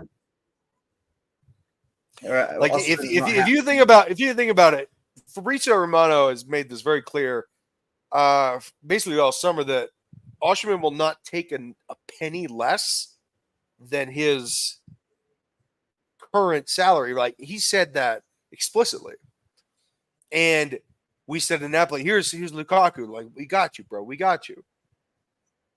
And yet Chelsea says to themselves, "We're not going to honor your salary." Yeah. Osimhen. But then he's going to be By stuck the at way, Napoli. That is. They don't want him, so it's just weird. It's just a weird situation. It's not. No, it's not that Napoli doesn't want him.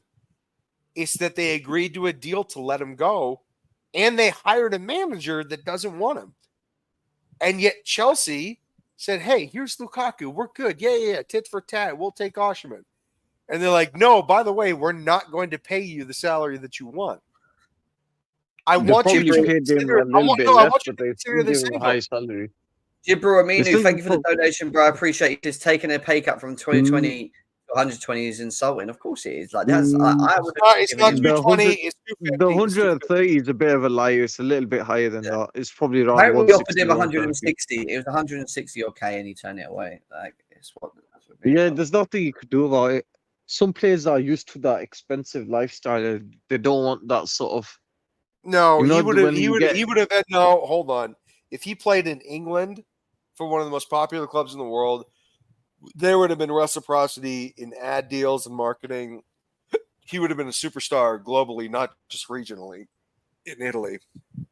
No, if he was an African striker playing for Chelsea, no, you're talking about an entire continent like rooting for Chelsea, the way that it was when it was Michael and Drogba. It's why Chelsea has such a profound presence in Africa. And I'm talking about the continent, not just like individual. I don't look at countries and say, oh, you're an African country. No, they're all individual countries, of course. I do But, honestly like- feel slightly upset for Jackson a bit, just because I feel like he's going to get a lot of criticism again this season for not taking chances, and he's going to be forced to start. Yeah, he's gonna be the going blame again for with no saying back- he with could no have been backup Osimhen. as well. There's no backup for him as well. It's just not good. You know, I think both of you think that this player is worse than he really is. I think he's a great player.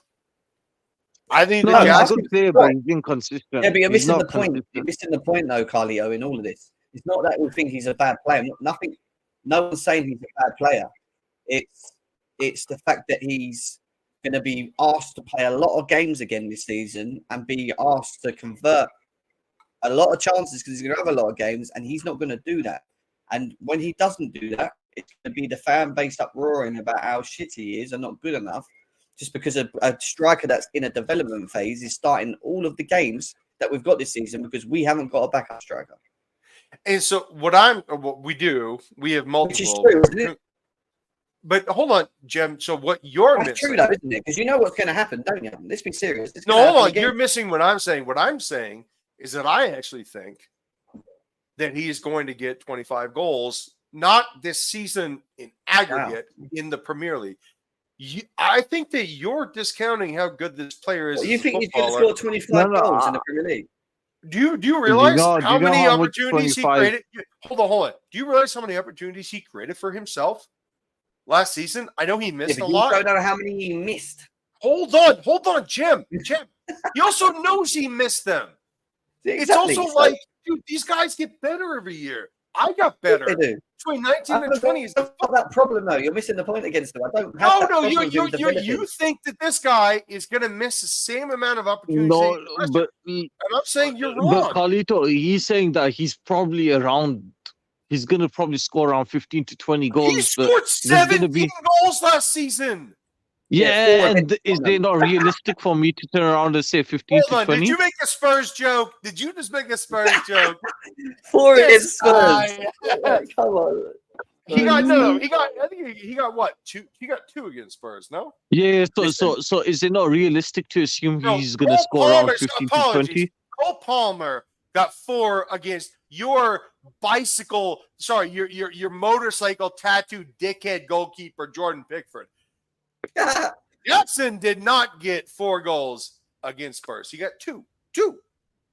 No, it was Cole Palmer that got 4 goals against your hair slicked back, gator arms, motorbike tattooed dickhead goalkeeper that plays for Gareth Southgate or played for him. That's the difference. Sorry, I just had to bring up the fact that your England goalkeeper has gator arms and I bad don't really hair. care about him. So, don't care about England as well. I know you. By the way, I don't care about the national team of my country either. I just love club football. But It's true. Felix compromised. You know, Sancho compromised in fixed wage structures. You know, Yes. but Osimhen didn't. So let's be serious. Yeah, but Jim, you can't blame the club for this. I know your friends are going to, but I'm not going to. No, I haven't blamed them for it. What I would say is, did we have other options, or was it just that we go all gun ho, and if we don't get him, we just have to stick with what we got? Was there a plan B? Was there a plan C? This was what my worry was. Plan B, That you is- don't like, if you you'd don't listened like to me, DCL. if you'd have listened to me, in 1 second. Oh, it's off. Completely off. Okay.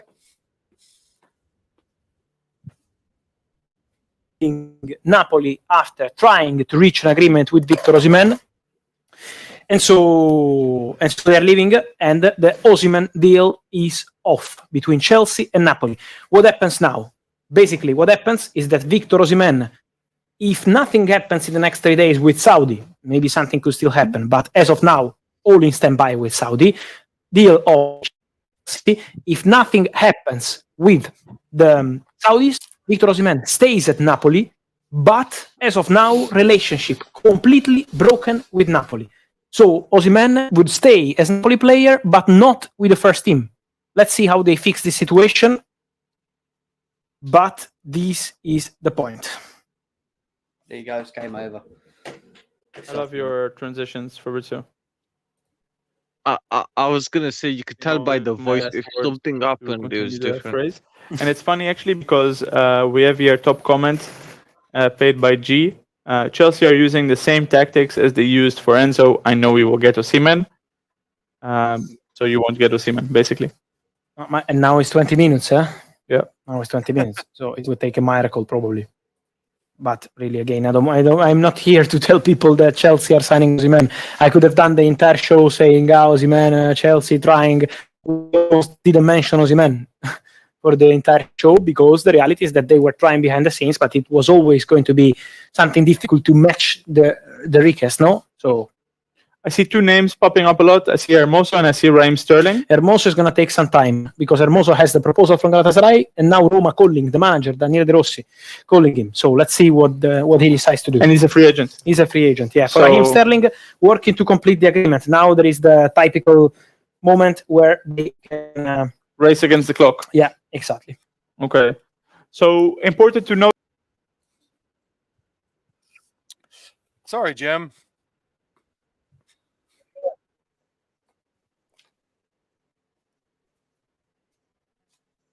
It's done, guys. It's over. It's over, guys. Victor Osimhen to Chelsea is off. It is off, guys. We put in an appeal. We put in a proposal 2 hours ago, which he declined, and since that, Chelsea have not come back with a proposal. We haven't been able to persuade him to get him to come to the club, and we now come back empty-handed from a striker for another season. Season. There you go. Oh, your attitude, man. I don't like it. Come on, man. Well, 4 seasons about a striker, though, Carlio. Proper striker. I like Jackson, brother. I like Jackson. We all like Jackson, but we'll see, innit? We'll see how we get on. So I got to revisit a tweet that I sent. I said, if there's a difference between getting Victor Osimhen or João Felix, there's only one player for me, and that is João Felix. So I got to be real that I am coming into this. I'm coming into this stream, and I'm saying that I am satisfied because they signed one of my maybe 2 favorite players in the entire world. So I don't care that we didn't sign Victor Osimhen. Respectfully, Jem, I understand why you're concerned. I'm not, and I'm not English. I just look at this club and I say, I'm so grateful for the players that we signed, man. It's just how I feel. Yeah, I think that we had a spectacular window.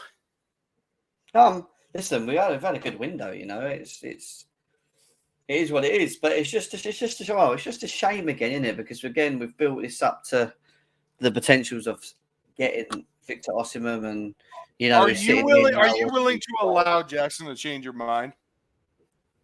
I've got a problem with Jackson, Carlio. I have no problems with Jackson. No. But you think he is a good player. You don't think he is a great player. What I'm saying is, I think he's a player that needs development phase and time, which means that it doesn't mean he starts every single game for the club. That's my point, which means I would have liked to have had 3 strikers in this team, yeah, rather than only having one out and out and maybe Guiu coming on for cup games. Oh, Guiu is probably the most traditional striker in our lineup, by the way. Yeah, even he's a little. You can tell he's not ready. You know, like I like Guiu. By the way, in 4 years, that guy might have cost 80 million. Yeah, but not, you know, it's early doors. I'm just saying I like what I see from Guiu because I think he's really good. Yeah, so do I. I think he's got a good way about him. Again, I got no problem with what we have. It's just about that next step for me, that next level, you know. But yeah, but if we get this, look, I think that they're banking on creative players to score goals in the aggregate instead of one player scoring all the goals. I think if they've got 5 players scoring 10 goals, it's better than one player scoring 50 goals because we won't be relying on one player.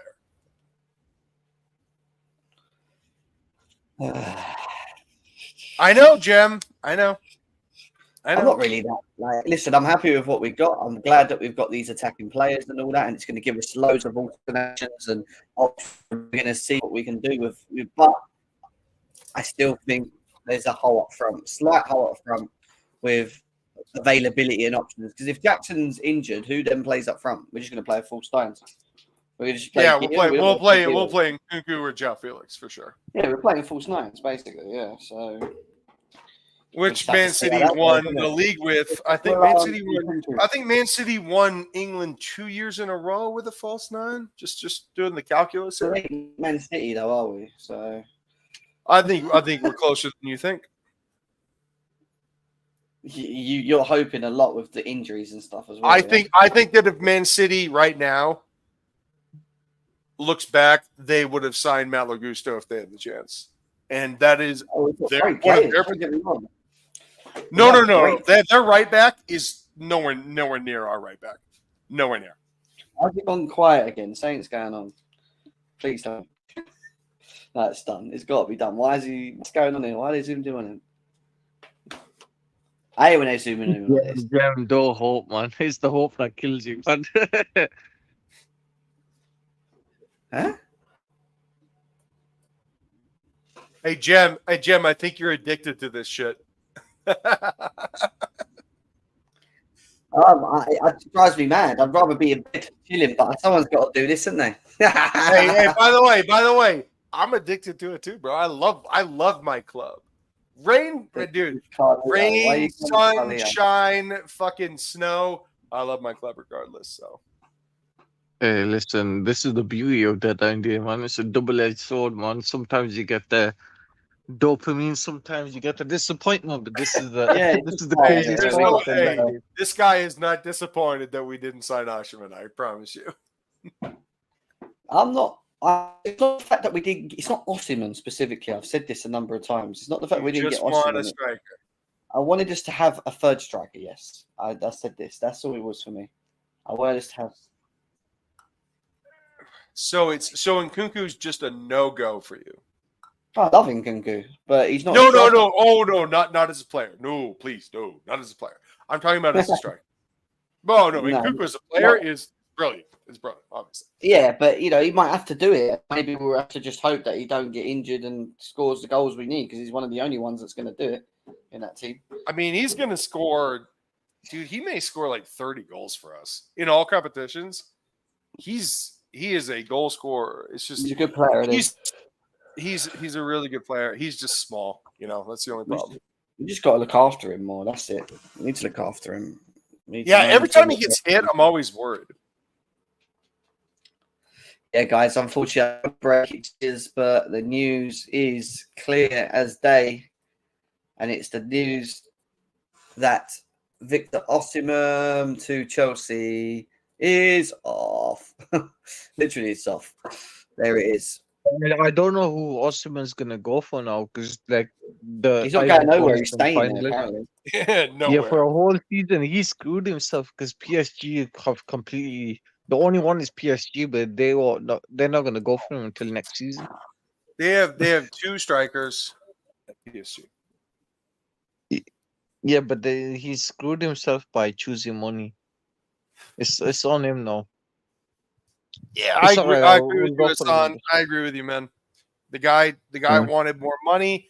If this was his dream move, he would have played ball. Yeah, I just think they thought it would play out like Enzo Fernandez situation. I thought they got the same sort of idea, thinking that it will get accepted on later on and whatever, and he still hasn't accepted, and we've left ourselves short because 2 days ago we could have got Ivan Toney.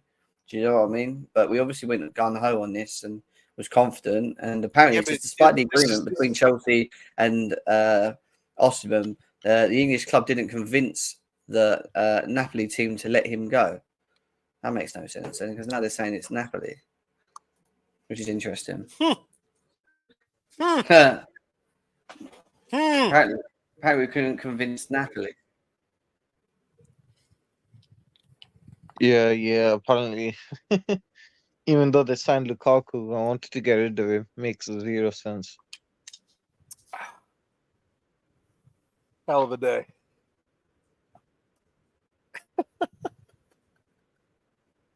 He's just talking about Toney. No, he said Chelsea were never in for Toney. They never even wanted him. That's what he's just said. I like Evan Toney. He's a good player.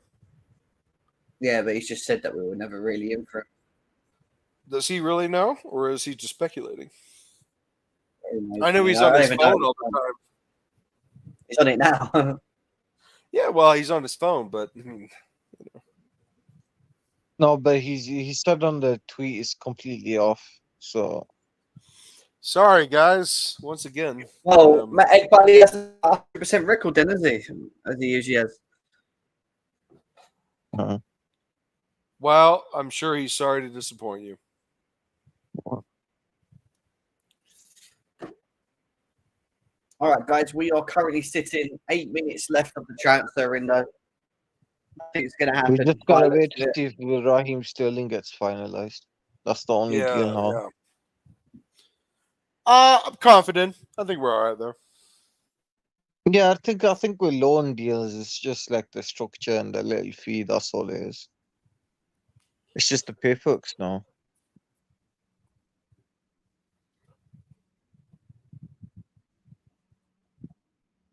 Sorry, guys. We got Sancho. We got 1 out of 2, but no striker again, guys. No striker. We're waiting for Sterling confirmation to Arsenal. That's still to be confirmed. But the big news is the big one that most people wanted to see. Osimhen is a no to Chelsea. No. No. No. No. No. So. On Steam Bomber.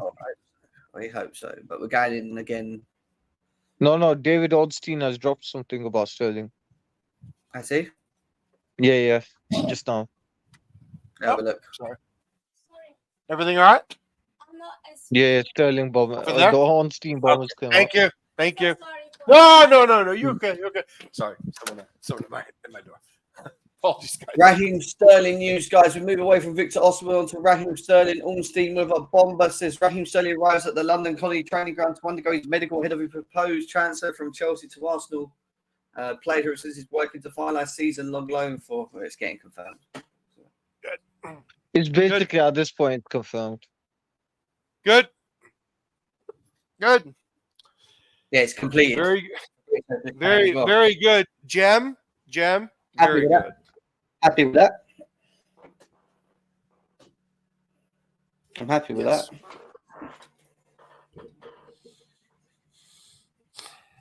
That would have been a nightmare.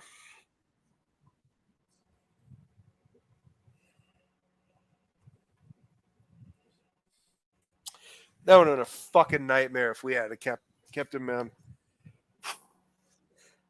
Oh yeah, I think this is a good thing. I'm glad we got this done. It's a very good thing. Go wrong with him. I think that's a 10 out of 10 with the outgoings. We got rid of all the bombs. No, dude. By the way, I think Sterling's actually going to do pretty well at Arsenal. Oh no, he is going to do well. That's the funniest part, but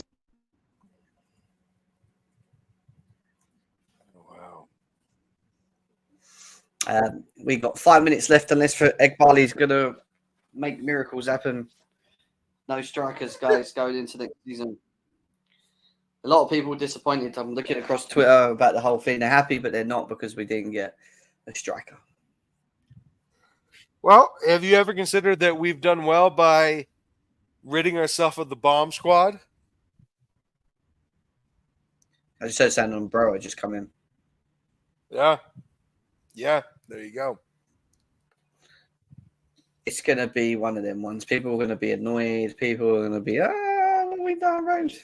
Why Chelsea didn't go for other striker? Chelsea really wanted to try for Osimhen until the end. They were really convinced on alternatives such as Toney or Duran. They were never really convinced on Toney or Duran. They're just not going to do it if they don't. Do you know what I mean? Yeah. Don't go for Osimhen again. He's a greedy bitch. That's what someone said there. Yeah, he should have compromised for me, Osimhen, if it was him.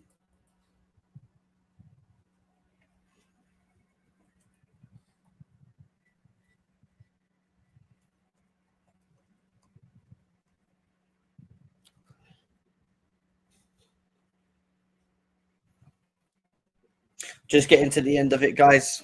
It's been a long one. 4 minutes left. Sorry, losing a little steam. Yeah, you're good, guys, man. It's been a long one, isn't it? It's nearly 3 hours long.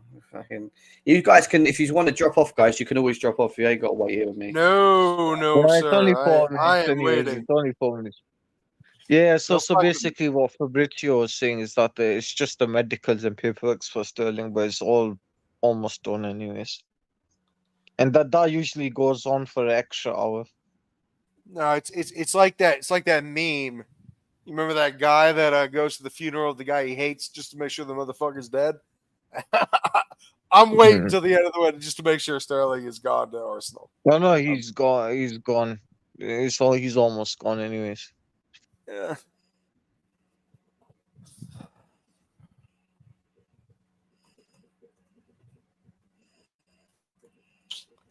Jem, I can hear the disappointment in your. No, I'm silence. just talking to some people in the chat. I mean, like I said, the only disappointment for me is just not getting a striker. It's not specifically Osimhen, guys. I wanted us to have 3 strikers this season. And yeah, Osimhen, if we could have got it done, we could have got it done. But when we hear that we weren't even interested in Duran or Toney, it just leads me to think that maybe we just thought Osimhen or nothing, basically. And that's what's happened. Isn't Well, it? yeah, maybe that is it. But hey, you guys talk about standards, Jem. Maybe that's the only person they wanted. Like, were they really willing to tie themselves to someone they didn't truly believe in? Maybe not, man. Seriously. I think it's better that they went all in than a contingency plan that they were iffy about. Look, January, I'm sure we'll revisit if things aren't going well. But I have to say, I think that things are going to go pretty well for us this fall. I look at these players. Oh my god! I mean, dude, I look at Jem. I look at these players, man, and I'm so jealous of Enzo and what he gets to do with these guys. I see so many possibilities, so much attacking fun that these guys are going to have. I think it's undeniable that we have the most talented,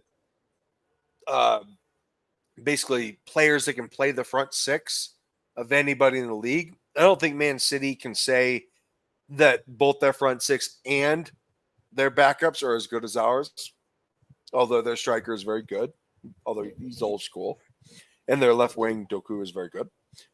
But I think that Chelsea can say front 6 plus backups has a better contingent than everybody else. Their back line, not the same.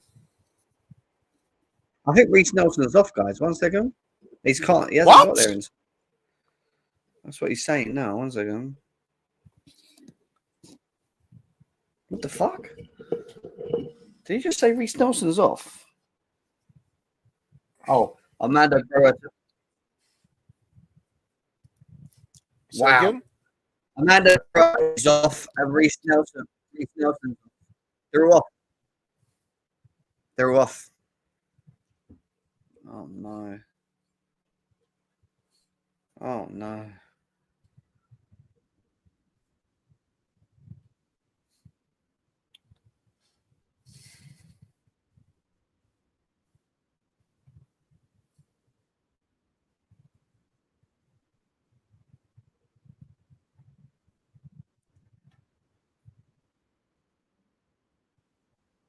So we didn't get rid of all of them then?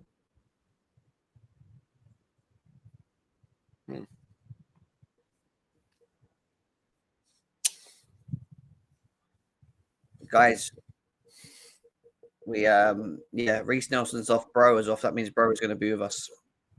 We ain't got no choice, got no striker. Okay. Transfer window's over, guys. That's it. That's it.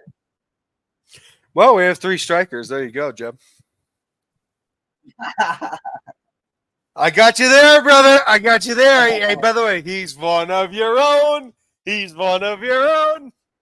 Come on now. Bro, stay in, man. The Albanian Osimhen, man. Come on.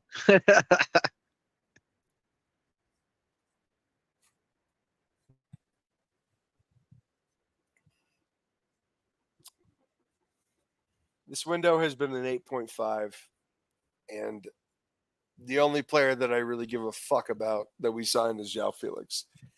I'm going to go. Jem, thank you so much. Carlito. Big up, bro. See you later. And, Take care. Hassan, thank you, buddy. See you later, guys. Yeah, take care, man. See you later. Take care, man. Yeah, guys, that's it. Just to confirm that news for you, Victor Osimhen off. Chelsea were unable to get him to compromise, basically. We put a proposal forward 2 hours ago. He didn't accept it. We didn't go back again for it. It's finished with Victor Osimhen. Armando Broja to Ipswich is a deal off as well, which means he's at Chelsea for the rest of this season. Reiss Nelson to Ipswich is off. What does that mean for Raheem Sterling? We're waiting to see, as he's currently in the London colony trying to get his medical in.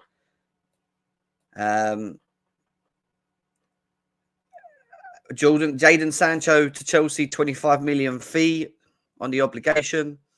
That's confirmed. He's been brought in this evening. Trevor Chalobah is in Palace for loan. And to be quite honest with you, we're just waiting to see if the Raheem Sterling thing is gone through, which might go past this. Something's going on because he's zooming in on. Are Chelsea about to come with one more? I don't think so. No, this is the documents for Raheem Sterling and stuff will probably take an extra hour because they give it to 1 p.m. Europe time. So you're up to like 12 o'clock midnight, basically. He's doing the Osimhen story tonight. There's a story behind it, he said. He's probably going to summarize what happened.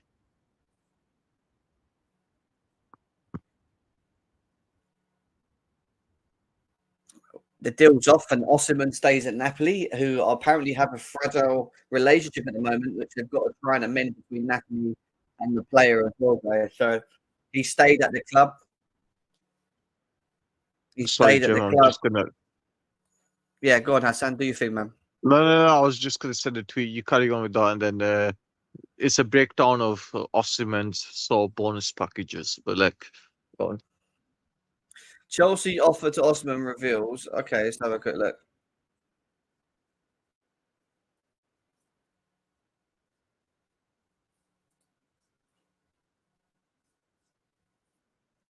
Reiss Nelson deal off.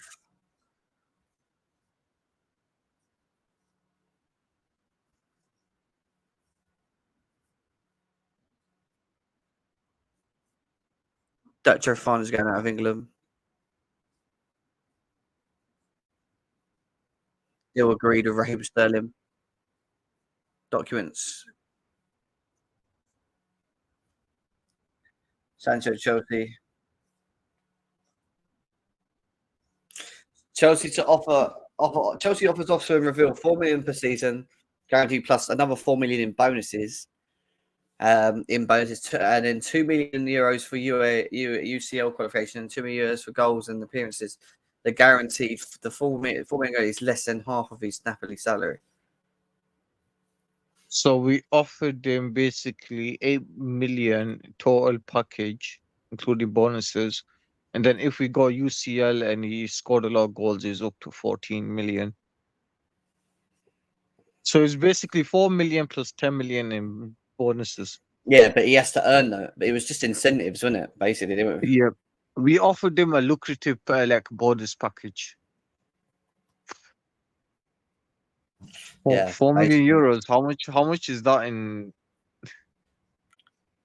UK weekly? It's under half of what it was under half on what his original salary was. So I don't know, guys. But all I know is I am going to come off because I'm shattered, guys. It's been quite an emotional ride. Jadon Sancho to Chelsea. Here we go. Osimhen's off. There's nothing else to say really other than that. But big up to every single one of you in here, guys. It's been a pleasure. Thank you for being here. Sterling to Arsenal could happen in the next minutes. That Fado could go in Europe. Broja, we'll see. He's back. Reiss Nelson deal was off, so hopefully that don't affect us. But yeah, Sancho is what we got. No striker again for another season, guys. So that goes into 4 seasons without a main striker. We move. We see how we get on for the rest of the season with what we have. Big up, guys. Hassan, thank you. Take care of yourself, guys. And we'll see you again very soon. Yeah, take Peace. care, people.